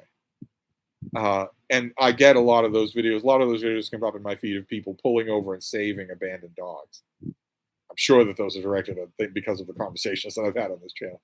J. Scott Phillips, Bleak and Barren Sunday is your earliest video posted. Your newbie tag was posted a bit later for some reason, maybe because someone else edited it first. Wow, there should be. I'll have to look at that. That's interesting. There should be a wide gap between those two things. The newbie tag was done, and when I wasn't even sure I would make other videos. That's interesting. Chris and Janelle would know the reason, but I'm not in touch with them anymore. Aiden, my mom is obsessed with downtrodden interview channels like Soft White Underbelly. Leo Picard, but why is she obsessed with that? That's fascinating. Do you like the movie/book The Great Santini? It was free on YouTube, so this is pertinent. Start sweating, looking uncomfortably to the sides. Because you almost asked me if I'd read it. Is that it? Is that what the nervous response for? I don't like Pat Conroy. I don't like The Great Santini, and I didn't like the movie. So I'm not the person. I'm not the person to ask if you're thinking about watching it. Yuri, not Yuri. Steve, thanks for the war starter kit. Could you also do a war poetry starter kit? Not in a million years. Also, which Iliad translation have you been reading this June? Any recent discoveries in terms of Iliad translation? I don't want to rant. I don't want to rant. I started an Iliad translation. It was reviewed everywhere. It was all the talk of the town, and I hated it so much by the end of book one. My response was so severe that this year, one of the big reasons why you haven't heard me talk about my June reread of the Iliad, it's an odd thing. I read the Iliad every June, and I don't tend to talk about it much on this channel because it feels so personal. And that's weird because I share everything on this channel. But one of the main reasons why I haven't talked about it is because I didn't read any translation. I just read home this time around. And that makes it feel a little more alien and a little bit less congenial to talk about on BookTube. Jenny Parks, I missed the Bleak and Barren videos, Steve. Always seems so depressed about the mail having the audacity not to come on Sundays. Yes, it was really hard to do. Street Medic, I think this may be the longest time I've ever spent on YouTube at one sitting. Wait, where did you go? Oh my God. All right. What, for this live stream, you mean? Okay, let's go back and find where you were so that we don't miss any of these things. Oh my God, look at all these comments. Isn't that good? Let's see here. Okay, here we go. Shannon Sales. I tried the oldest video trick, and the person is right. A Bleak and Barren Sunday is listed as your oldest vid. That is weird. Rob Cousy. Oh, another one. Bob Ross. Sage and one of the greatest painters of our lifetime. His 30-minute wet-on-wet paintings is art. Anyone who disagrees is a Cy Twombly fanatic. Well, I don't know about that, but I love his videos. Absolutely love his videos. They talk about relaxing. They are really relaxing. They're also just fascinating to do. Just fascinating. Street Medic, that sounded more like a cow than a drag race. Yes, well, they've been very few and far between, though. There's been almost no noise, almost no traffic. By 9 p.m. tonight, it will be possible. When I take the bean out later in the night, it'll be possible for us to just randomly walk across the street. And it's a 4-lane highway. It's a 4-lane road. Not a highway, but it's a 4-lane road. And there's a stop sign right here. So ordinarily, just walking, down the yard and then walk to the sidewalk and then just walk straight across the street, ordinarily that would lead to death. But there's nobody in town. Nobody. Everybody's gone. They've all left. They're just saying, to hell with Monday. We've got a weekend, we've got a Sunday, and then we've got a work day, and then we've got the 4th of July, so we're just leaving until Wednesday. Let's see here. Aiden says, but Steve, are making BookTube videos requires grooming, wearing suitable or any clothing, and making your living quarters presentable enough as not to alert the authorities. Doesn't take much work to do. It really doesn't. This channel is a perfect testimony to that. Rob Cousy, I also like watching recordings of Reformed synagogue sermons. Did not know that was possible. Didn't know it was even allowed. No edit book reviews. That's so cool. I first found out about Steve seeing his name on the cover of an E.O. Wilson book And it turns out he has a BookTube channel. Yes, that would be his book on the ant world. The folks at the graphic design department of the Boston Globe did such a great job with that review. They made it look so beautiful. I loved it. J. Scott Phillips, I found some YouTube channels that are just long videos of scenes and ambient sound, very relaxing. How about a 2-hour video looking at Frida's window, capturing all the peaceful traffic sounds? I watched one of those videos once just to see. It did been recommended to me by so many people. It was a little cabin in the woods in a thunderstorm, but it wasn't a real thunderstorm. It was just 2 hours of rain hitting the wood with occasional lightning and thunder. And there's also one, I watched another one. I didn't watch it all because you don't really watch these things. There was another one of just the bridge of the Enterprise D from Star Trek: The Next Generation. No crew members, no one in the beat, just the background computer bleeps and bloops. It went on for like 2 hours. Zap says, my Amazon account was hacked and I lost over $1,000 worth of Kindle books. Amazon said I was only leasing the books. Yeah, oh yeah. They're not gonna give you back that stuff at all. Yeah, you are only leasing. An ebook that has digital rights management, DRM, you are only leasing it. You don't own it. You can't give it to somebody else. You can't resell it. Not the right way to do ebooks, definitely. Zap, they refuse to move them to my new account. Yeah, they won't do that because they don't know it's your new account. It could be someone else, not you at all. No, it's a racket.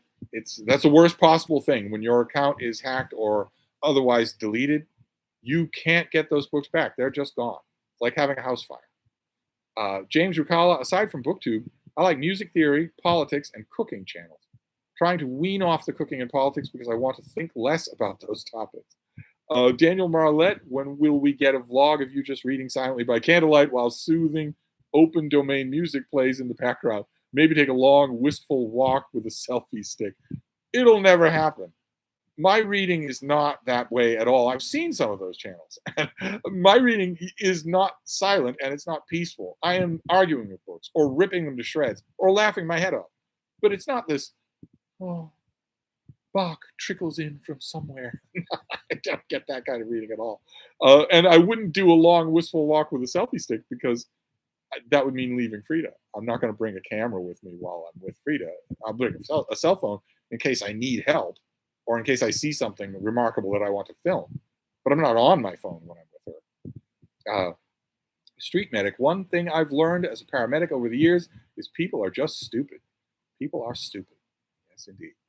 Aiden says, how many Hail Marys would I have to say in penance for requesting St. Steve to divinely intercede in helping my path cross with that of a particular book which I've spent 5 years looking for? No Hail Marys necessary. I'm at the Brattle all the time. They have a huge turnover of books. Definitely lodge such requests with me. Definitely. I'll see it before you will. Sean D. Standfast, toenail clipping videos are huge. Okay. Geo Craftsman, they are absolutely pimple popping videos. Oh my God. Just ask Mark from Book Time with Elvis. We have talked about them on Friday Reads before at great length. Oh, that's disgusting. The Smith Dukakis videos of people playing Thumb Wars are fun. What that is. I guess YouTube is even bigger than I thought, considering how many thousands of hours of footage are uploaded every minute. It stands to reason. Nick Piccirilli, it's amazing how there's nothing too niche for BookTube or for YouTube. Isn't there, though? YouTube is, they have terms of service, right? There are plenty of things you can't see on YouTube. It may be a niche interest, but there are plenty of niche interests that aren't on YouTube at all. I would imagine. Some of you people have been proving me wrong, but I would imagine that that's the case. I would imagine that you don't have any, well, obviously you won't have any directed hate speech. So no Holocaust debunking videos anymore. Used to be a ton of them on YouTube. There won't be any of those anymore. But also, Twincest came up on Autumn Amore that I did once on BookTube. A thriving little subgenre of novels about twins who fall erotically into love with each other and go to bed with each other. Sure, that's not on YouTube. Explicit eroticism, bondage, I'm sure is not on BookTube, or YouTube rather. Niche, yes, but there's plenty that's not there. Plenty you have to go elsewhere for. Jenny Parks, beware the ear cleaning and pimple popping videos. It's quite the rabbit hole. I have no intention of going down that rabbit hole. Art and books. I will miss Janelle of Too Fond of Books, best mystery booktuber. She recently passed and will be greatly missed by many of us booktube watchers. Yes, yes. Pax Panic died and Janelle died. It's like I was saying. I was telling people on Voxer, this is the price you pay for establishing a community. This weird virtual community that we have. It starts off and coasts along, but if it goes on long enough, you're going to experience tragedy and loss, and that is weird. That is really strange. Gandhi Angles, just jumping in here. Did you see RFK Jr. on Bill Maher's podcast? Thoughts on his candidacy? I did see it. Yep. Bill Maher came up earlier, probably spurred by that podcast approach. I have fielded 1,000 questions about what I think about RFK Jr.'s presidential candidacy, mainly because all of my old world, my IRL friends know that the standard old joke about Steve's taste: dead Romans, dead Kennedys, and dogs. I think his candidacy is really dangerous. I think in certain swing states, in certain key battleground areas, he could siphon off enough support from Joe Biden, even though he is not a Democrat, to cost Joe Biden those areas. That's the only reason why he's being propped up with money. That's the only reason why he has a candidacy, because he has a chance of doing that. We'll see how it all shakes out, but all of my thoughts are negative. Let's put it that way. Ryan caught a Stevestream. Good evening from Lisbon. Oh my, Lisbon. Steve have been wondering your thoughts on Truman Capote in general, and if you like other voices, other rooms. Have a great weekend. I don't like Truman Capote's work, any of it. Lou G, completely agree. Arts and books, she had the best recommendations. Yes, wonderful personality too. Matt Sheridan, I personally feel Emma held her own against him. His ego took such a massive hit when she wasn't impressed by his indoor skateboard park. She didn't hold her own. He badgered and hectored her, and she wasn't ready for that. And she should have been. That's what he does when he has anyone even vaguely non-fascist on his channel. That's what he does. She didn't seem ready for it at all. She at a couple of times in their talk, it seemed like she was just going on empty talking points, and he was ready to pounce on that sort of thing. She should have been loaded with facts. At the very least, no matter how much I disagree with it otherwise, Lance from the Surfs went there ready. He went there ready to counter the kinds of crap he knew he was going to hear. My main problem, though, isn't whether she came out on top or not. It's that she went at all. That you grant him legitimacy by doing that. This person that you yourself have called a fascist monster, you grant him legitimacy by doing that. You're known by the company you keep, in other words, on YouTube. I wish that it hadn't happened. Condemn him from afar with a 10-foot pole. That's what I say. Jay Nicole, bibliotherapy is deep reading to improve your mental health. I've used it to have self-awareness after burnout. Oh, okay. Or the NZ storytelling channels like Mr. Ballin, the Causal Criminalist. Don't know these. I'm going to have to get all of these. Colo 1546, I highly recommend a small channel called Aefwine's Road, dedicated to the Silmarillion and the Unfinished Tales. The research, visuals, and delivery are amazing quality. Oh my God, I want to see this. I'm going to have to copy all of these from the chat.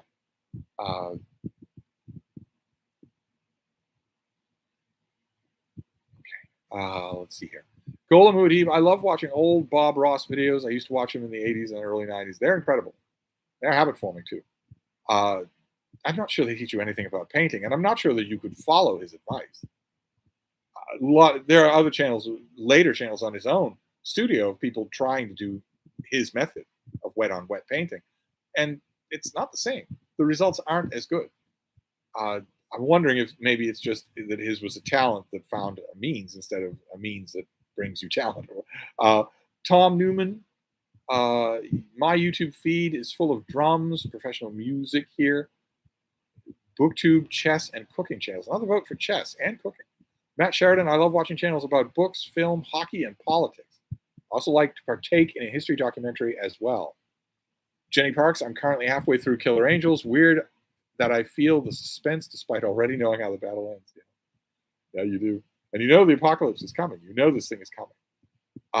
Aiden says, now I'm considering trying out some of these movie review videos that everyone is talking about. I don't think that I've ever seen any, despite watching hundreds of movies a year. I'm kind of excited. There are movie channels all over the place. And I am at least 2 or 3 times a week, someone will find me talking about movies in a video, or they will find my review of Dune or something like that. And they will say, I really wish you did more of this. I really wish you did more talking about movies and TV. Never yet had anyone really be able to put their finger on it, but all the people who've said that have said, the reason why I wish you would do this is because of the way you do it. Not necessarily because I think I agree with your points, but because of the way you do it. You don't sound like anyone else doing it, which I guess is a kind of a compliment, but no one's been able to really specify that or nail it down. Diamond Dave 14, I agree with you about Critical Drinker. After a couple of videos, the joke wears rather thin. I think that his ideology informs his book review or his movie review, and that will lead you to a question mark, which is, okay, what if I put a really good movie in front of you that doesn't match your ideology? Will you tell me that it's really good? Will you even know that it's really good? And I don't want to wear into that about a critic. Sean D. Stanfest, Dark Corners Film Channel is fun. They will review schlock, and they are genuinely a lot of fun. Then they'll do a serious video of silent film or a classic film. Dark Corners. Okay. I lost the chat again.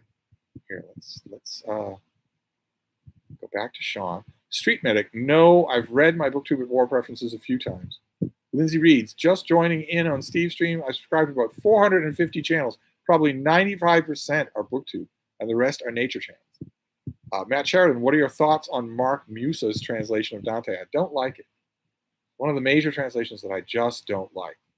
Not as bad as Ciardi, but bad, I think. James Rucala, Bo, the Fifth Column, is the only one I watch that posts almost as many videos a day as Steve. It's true. It's true. He pops on right away to make a video. It's really kind of amazing because he'll pop on right away to make a video, but it's always well thought out. Let's see here. J. Scott Phillips is wondering where the Spaminator is. Yes, I was wondering that myself. James Rucala says, howdy there, Internet people, equals long description of the battles of the Brattle Sale law. Well, I also say hello, BookTube. And I do repeat content, right? The Brattle is a perfect example. When I make a Brattle book haul video, I describe what the Brattle is. Even though I know that probably 90% of the people who are watching that video right now know, I do it anyway. And I don't make it sound like it's a chore. I remember there was a BookTube channel. I don't know if she still exists. What's her name? Jen from Peace Love Books. And she used to start every video. She clearly decided at some point, I'm going to start every video by saying this is Jen from Peace Love Books, even though you know what channel you clicked on. So you don't need her to say the name of her channel. And she obviously grew disenchanted with that. It's to the point where by the time I got to her channel, she was opening videos by saying, just, you didn't understand it at all. Not in the slightest. Not in the slightest. You didn't understand what she was saying in the slightest. I wanted to say, look, if it bothers you, if you're bored that much saying it, then stop saying it. If you're going to say it in every video, then say it in every video. Let's see here. Connor, I mostly watch ASMR or YouTube now. Some find it incredibly strange, but it always manages to relax me. I can only watch it occasionally, though. Seems like some people want to be relaxed all the time. Yes. Welcome to the 21st century. I have to admit, I do find it incredibly strange, ASMR. I don't. It feels creepy to me to do it. I've watched it because it kept coming up earlier, years ago. It kept coming. People kept mentioning it, so I wanted to try it, but I don't get it at all. Let's see here. Taylor Brock, I've watched acapellas, actual recording of artist bands. Somewhat recently discovered walking tours, went to Icon Siam in Bangkok and been there on their riverboat. Also Korean Mall in Seoul. I don't know these things. Really need to branch out. This is fascinating. Oh my God. I hope this chat shows up when I post the video because I'm going to want to consult this. Jenny Parks, how is the Suicide Bunny getting on? Is he still there? Oh my God, there's a Suicide Bunny story. It doesn't directly involve the Suicide Bunny. Instead, it involves a young friend of mine. Don't come to these Steve streams for long, rambling stories. But I was voxering with someone back and forth. Someone who will remain nameless. It was David Murphy. I was voxering back and forth with him about how I was resistant to putting in the AC units here at Hyde Cottage because I have changed in the last few years of my life. I am always hungry. The music is always too loud, and I'm always cold. So it was getting warmer and warmer bit by bit in Boston. We had a very mild June, but still, and in the back of my head, I was thinking, the fact that it's mild June is a perfect reason to put the units in the windows instead of to forestall it. David pointed out, when a massive heat comes, it's going to come quickly. It's going to come as a surprise. Do you want to be dealing with it then? Especially since I need help to do it. And so I had a young friend come over, a sacristan an assistant for a friend of mine. I had him come over and install the AC units. And the AC unit that is here in the living room by the fainting couch is in the window that I look out in to see the Suicide Bunny. So I can't see the Suicide Bunny anymore. I'm looking at an AC unit. And it blocks the view of that field. So I don't know. I was saying on this channel all along that I'm definitely going to see the Suicide Bunny get killed. But now I'm not. Now I will just see the tufts of fur in the air, and I'll be able to know that it happened, but I won't be able to see it happen. Kevin L. Is Neil Ferguson's The Pity of War worth reading? I saw a used copy today while browsing. It is worth reading. Yeah. A little bit of a grain of salt, a little bit ideologically driven, but worth reading, yes. Happy to send you an ebook, but it is worth it, yeah. Street Medic, I can't do ebooks. All my books are made of paper. Tom Newman, Bob Ross too, in all his permy goodness and concert film. Julie Martin, you and Bo, the fifth column, are the only people on YouTube who have never bored me. Oh my God. Julie, that is an incredible compliment. That is an incredible compliment. Thank you so much.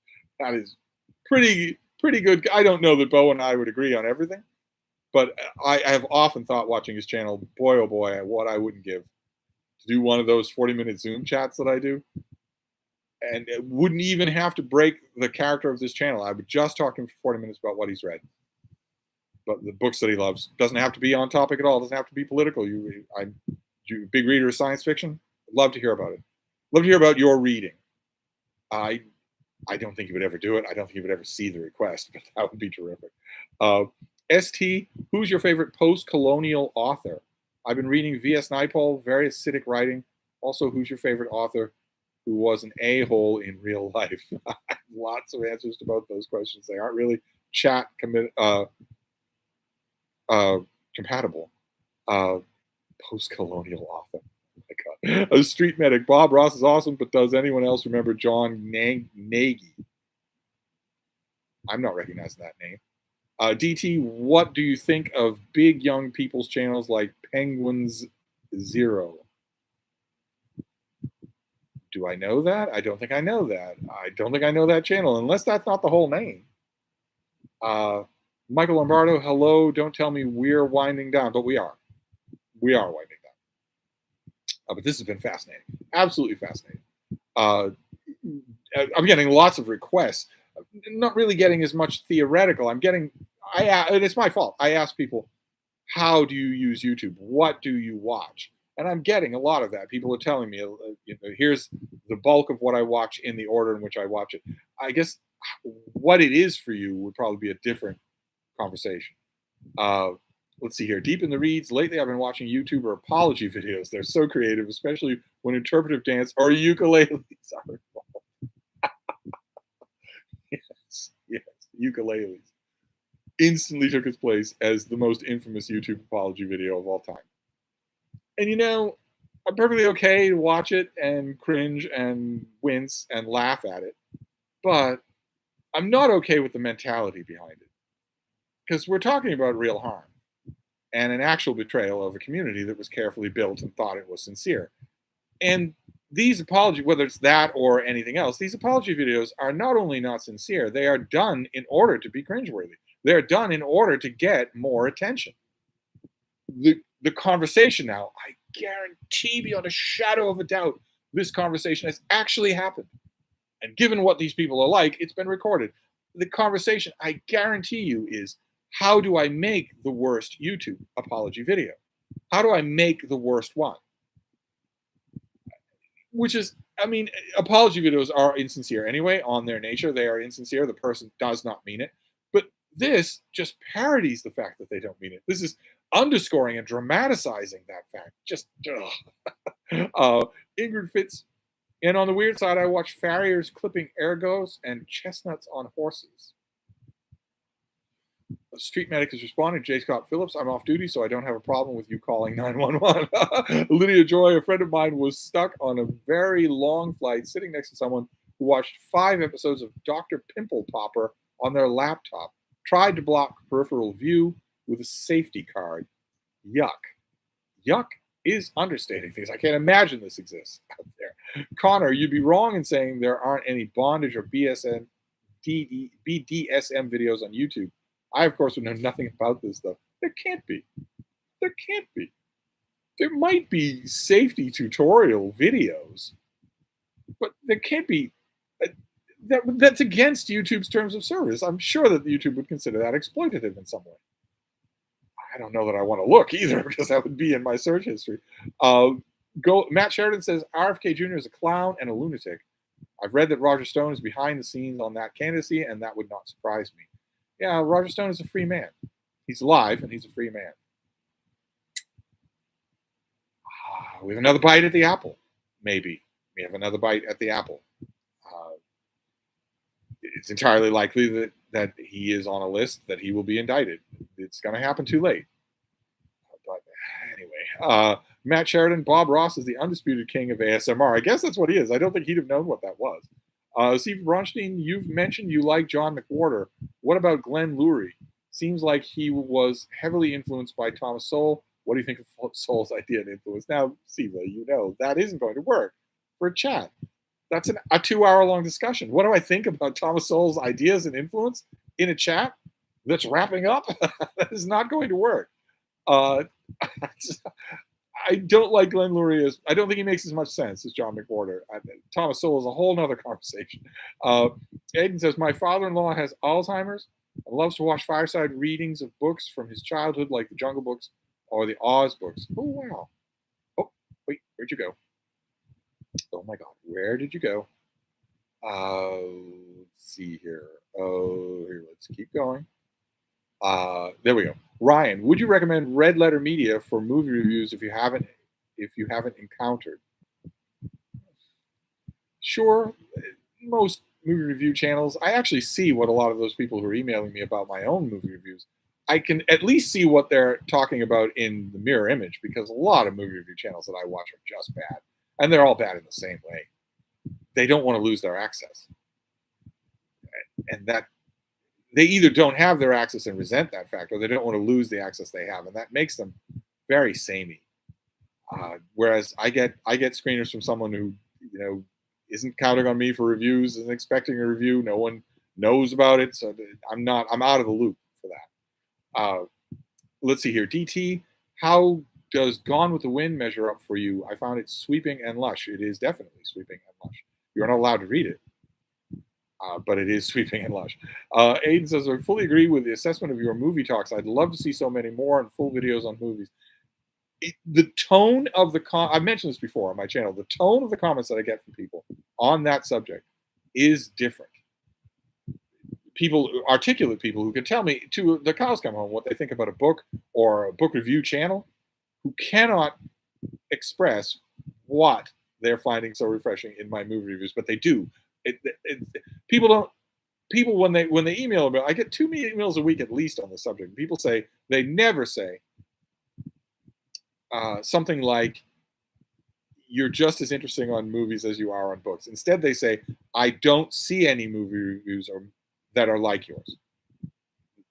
I don't know. I'm not putting it well.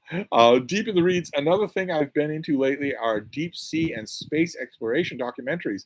That submarine implosion led me into quite a rabbit hole. Yeah, a lot of simulations that popped up about what that would have been like. Michael Lombardo, oh, was there movie talk or Star Trek The Strange New Worlds earlier looking like Dial of Destiny is getting review bombed? Any thoughts? I watched Dial of Destiny and I was horrified. And I don't see how you could be an Indiana Jones fan and not be horrified by that movie. I, I don't agree with review bombing, but Yuri, not Ure, Steve, what do you think of Robert Hollander's translation of Dante? We seem to be in this chat. We seem to be hitting a short list of all of my least favorite Dante translators. I didn't really like it.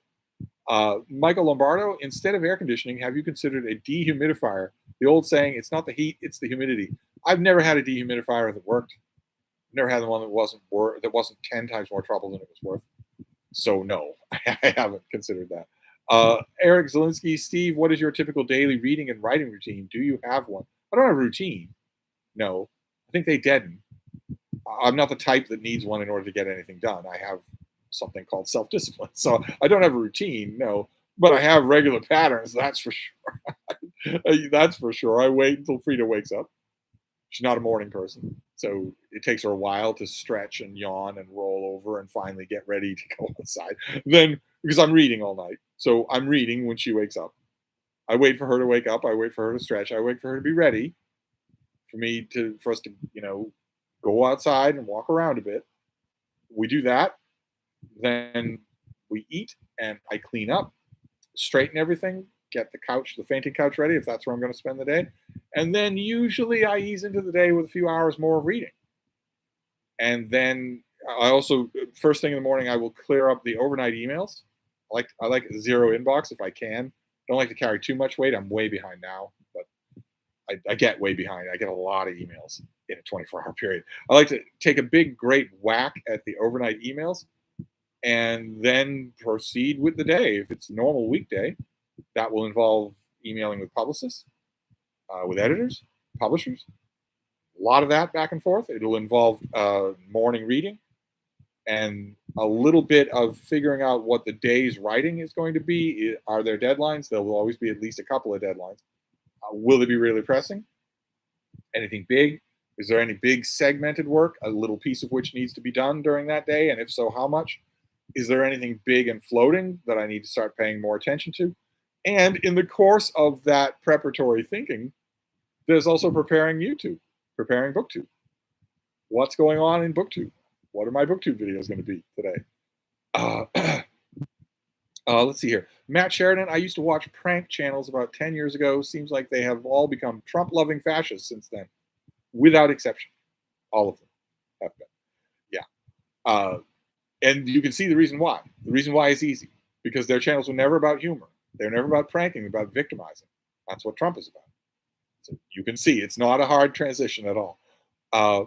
Let's see here. Leo Picard, I watched Jay Draper and Metatron for history, and Akali Rastro for science speculation or general facts. I don't know any of these. Taylor Brock, since Suicide Bunny is mentioned, Steve, there's a short story for you to write. I don't know what's going to become of Suicide Bunny. I don't get to see him anymore. I'm not going to move the AC unit just so I can watch this thing die. Let's see here. Geo Craftsman, Penguin Z0 is also called Moist Critical. Okay, Moist Critical I watch, yes. I believe I've heard you refer to him before as a tobacco addict. I don't understand the appeal of his channel. Let's just put it that way. I have no idea. Actually, I do understand the appeal. The fundamental appeal of his channel is to appeal to a certain demographic, a young demographic in the 21st century that thinks that it is the height of being uncool or cringe or whatever to care about anything. You might, as he does, reel off one damaging, sick burn one-liner criticism after another, or whoever, or whatever. But the point of his delivery is that he doesn't care. I'm not saying that he doesn't care, but the point of his delivery is I don't care. And he's aping a whole generation, a whole demographic group of people who the one thing they won't do is care. So my eyes are like this, my delivery's like this. I'm talking about kind of a zombie. This is the worst thing I've ever seen. This is just the worst thing I've ever seen. This is like cringe to the maximum. Do you care about it? Well, you'll say that you do. Do you sound like you care? No, you don't. That's for boomers. uh, but anyway, J. Scott Phillips, John Nagy. I was a little kid and loved his show. He taught me how to draw back in the 1960s. Wow, what a callback. Well, I'm only 28, so I wouldn't know. Randy Ray. Oh no, I'm late. How much did I miss? You missed the whole thing, Randy, because we're wrapping this up. We're wrapping the Stevestream up at 10 past the hour. Stephen Bronstein. I hope E. Jean Carroll's case, even though in civil court, would label Trump a rapist, but the method by which he committed it precluded the jury. Don't want to get graphic, but curious for your thoughts. Anyone with eyes to see knows what the jury concluded. Uh, it's as simple as that, and it's not the only case. Even a wife, one particular wife. It's not. It was well known in New York for decades. I don't know any updates on whether or not on the status of her next lawsuit. She won $5 million in damages for defamation, and then he defamed her in the exact same terms 24 hours later. You don't get to do that any more than if you're acquitted of murder, you get to kill someone. And the last I heard, she was strongly considering suing him again for even more money, a ruinous amount this time. A judge would be well within their bounds, and a jury well within their bounds to level a judgment not of $5 million, but of $1 billion. Punitive. In other words, this is a repeat offender. So obviously you didn't get the point the first time. So let's make an amount of money that will completely ruin you, and maybe then you'll get the point. They'd be well within their bounds to do that, but I don't know the status of that. Street Medic, no, you have to keep talking because I have to mow the lawn after this, and I hate mowing the lawn. Well, you shouldn't. Why would you need to mow the lawn? Keeping up with the Joneses? But I do have to stop. We'll go till 10 past the hour, and then that's it. That is absolutely it. For now. Gola Muad'Dib, Pax's death hit me unexpectedly. Just shows how powerful YouTube can be. I agree completely. Pax and Janelle gets right in amongst you. It just works on you, even when you're not watching YouTube. We really get to know people through their videos and live streams. When they're gone, it's like losing a close friend. I agree. Jenny Parks, get yourself a surly houseboy so you don't need to. Yes, well, surly houseboy comes in mighty handy. Connor, the worst part about that apology video to me is the trend of grown women clinging to this twee ukulele girl personality. Very creepy. Well, it's made her a lot of money. Clearly she did this video in order to get more attention. No one is happier right now with how badly that apology video is being roasted than she is. The lie that her team didn't want her to do it couldn't be any more explicit. Her team was brainstorming ideas for the most cringe thing they could do, the thing that would get the most commentary. It's like and this one's in her 30s. She's old enough to know better. It's like these people, Logan Paul or whatever, don't believe they will ever be 60. They don't believe there's a future. They don't believe the future is ever going to happen to them. Maybe it comes with independent wealth. Maybe they just think, anyway. Carolyn Nixon, my video watching includes a few BookTube channels, mostly junk journal craft videos. So my life revolves around books in two ways, reading and, let's just say, altering books. Michael Lombardo, oh, no, where did you go? Oh, no, where did you go? Let's go back to Michael Lombardo. There we go. Was this the naming names of egregious YouTubers conversation? No, that's coming, but that wasn't this. Street Medic, J. Scott Phillips, I still have his Deluxe art kit I got for Christmas when I was a kid. A lot of you age flexing on each other. Very nice. It's an implicit compliment to that you're willing to play along with me being 28 years old. That's very good. DT, Penguin Z's real name is Charlie, but also goes by Moist Critical. He covers YouTube drama and other topics. Can't help more than that. No, I know. Once someone said Moist Critical, I knew right away. I forgot the other part of his name. Yeah, I know right away. One of these, I know him. I know exactly what he is. I never miss a video. And I don't like that demographic. I don't like that he's serving them. I don't like that he's serving as a poster child. For that kind of two-thirds closed eyes, I will talk about things, but I don't care about anything. It's a boomer thing to care about something. That bugs me, and he is definitely suborning that. Randy Ray, maybe I should start making ASMR videos. I get inspiration every time I watch one of these. DT, I found that Sowell's popular column, he deliberately skirts hot button issues that would challenge his own conservative doctrine. Sam says RFK certainly has the pedigree of a president.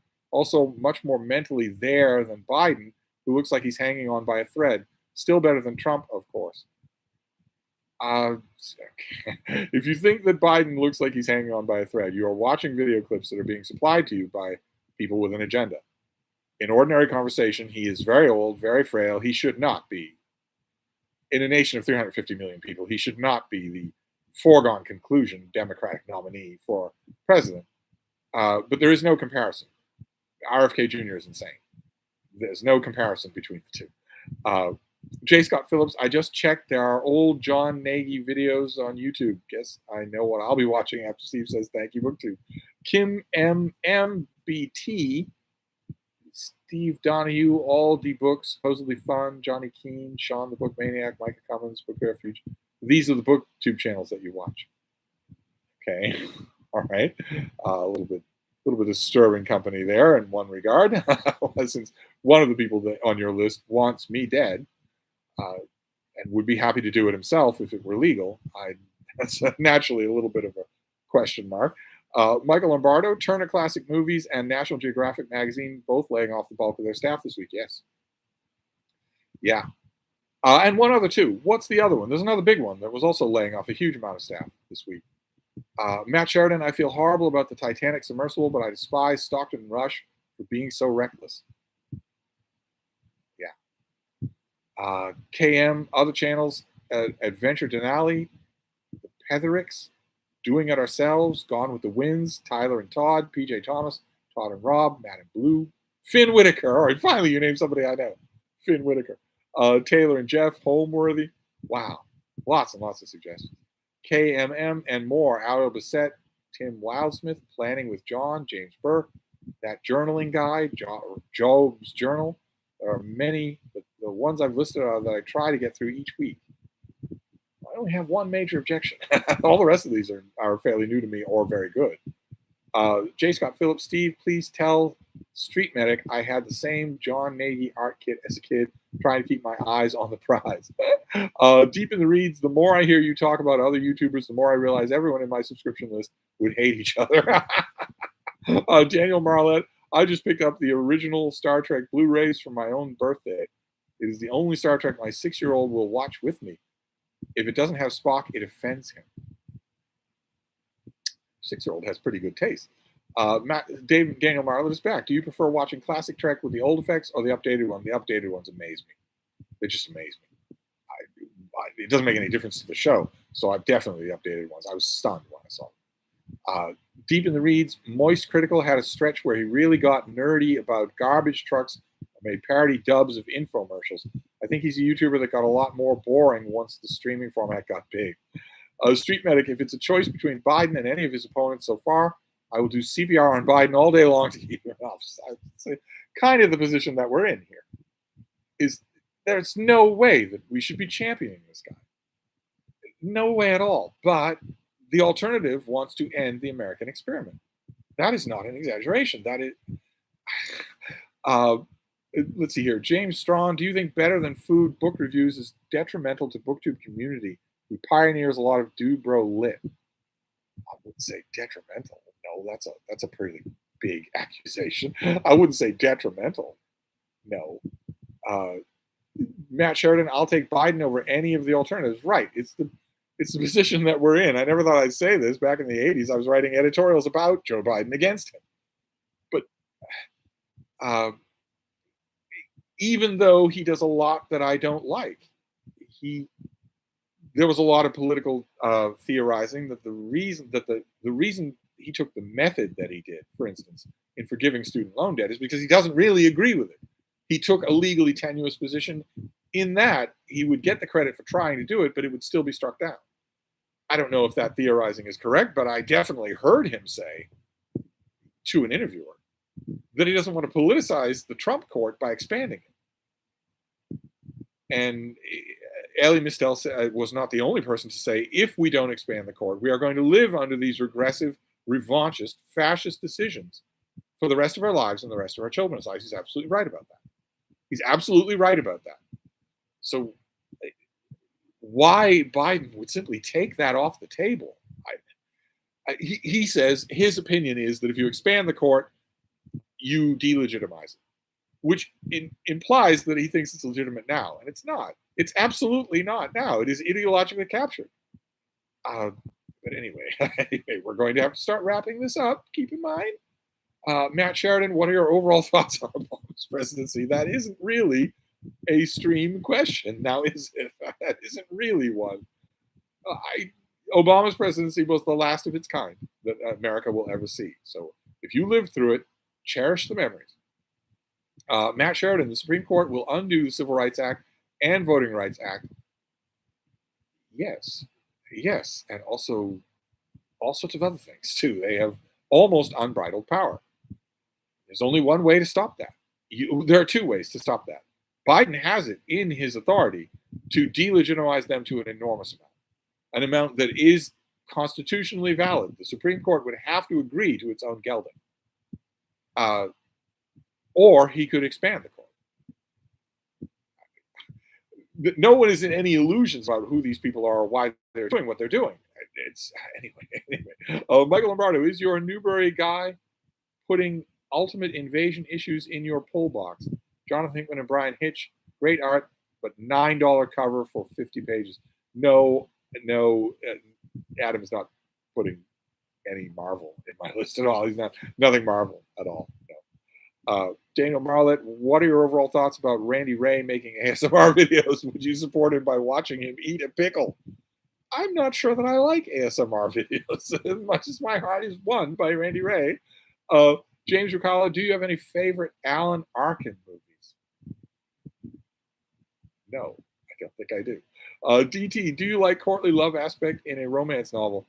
Would it work in contemporary romance? Been pondering since Tuckman's Distant Mirror read-along.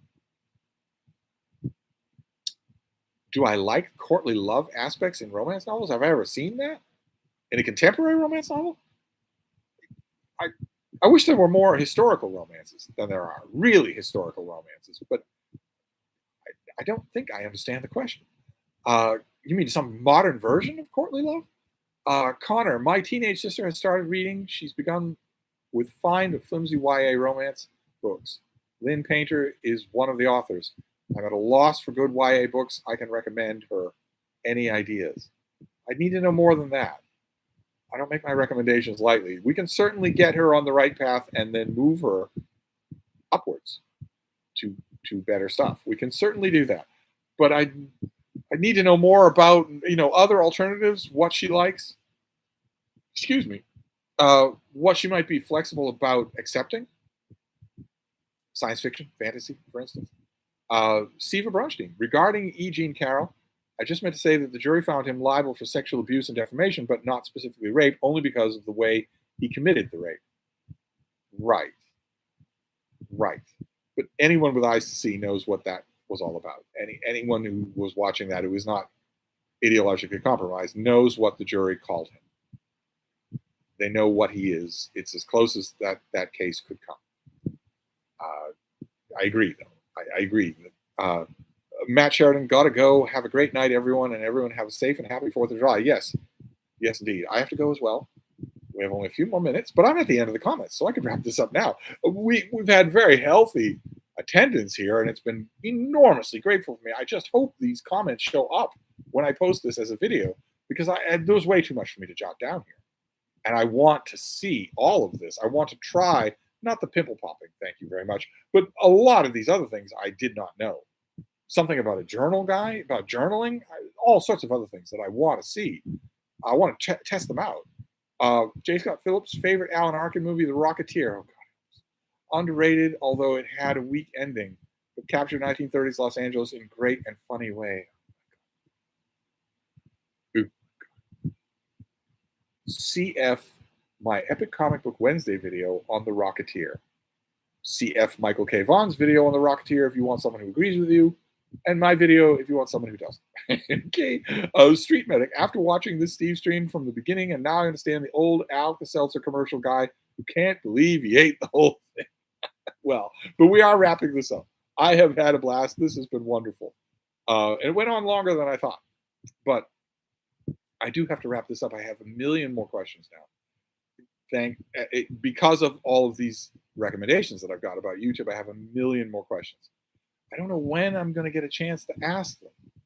My 4th of July is an unusually busy day every year. It's one of the 2 holidays that I used to take very seriously. I don't take it very seriously, and there's only one that I take very seriously now. But I still do a lot on the 4th of July. And I think, as it happens every year, the 4th of July, usually in Boston, is steamy hot. I think it's going to be almost 90 in Boston on the 4th of July. I don't know what I'm going to be able to do in the way of videos or Stevestreams on the 4th itself, but we shall see. I will give it a try. But anyway, I'm going to wrap this up. You have all been wonderful. This has been absolutely wonderful. I've had so many recommendations for broader YouTube. That is wonderful. Absolutely wonderful. I'll spend a long time examining those, but not tonight. Tonight has to be turned over to a whole bunch of other things. Though, what a fun thing this is, though. This was worth the time. So we'll wrap this up for now, and we will all convene for the next Stevestream, when I will continue to probe your mind, Vulcan mind meld style, while also being copiously distracted. So that is wonderful. But yes, Street Medic, that means you have to go mow the lawn. Anyway, I will wrap this up for now. Thank you all so much. Good Lord, we were over 100 people in the chat the whole of this time until I started saying that we were wrapping up at 10 past the hour. Or maybe it was the fact that I can't see the Suicide Bunny anymore. Maybe that's what caused people to stop watching. But anyway, I'm going to wrap this up. I will see you all soon. Thank you all so much. Good Lord.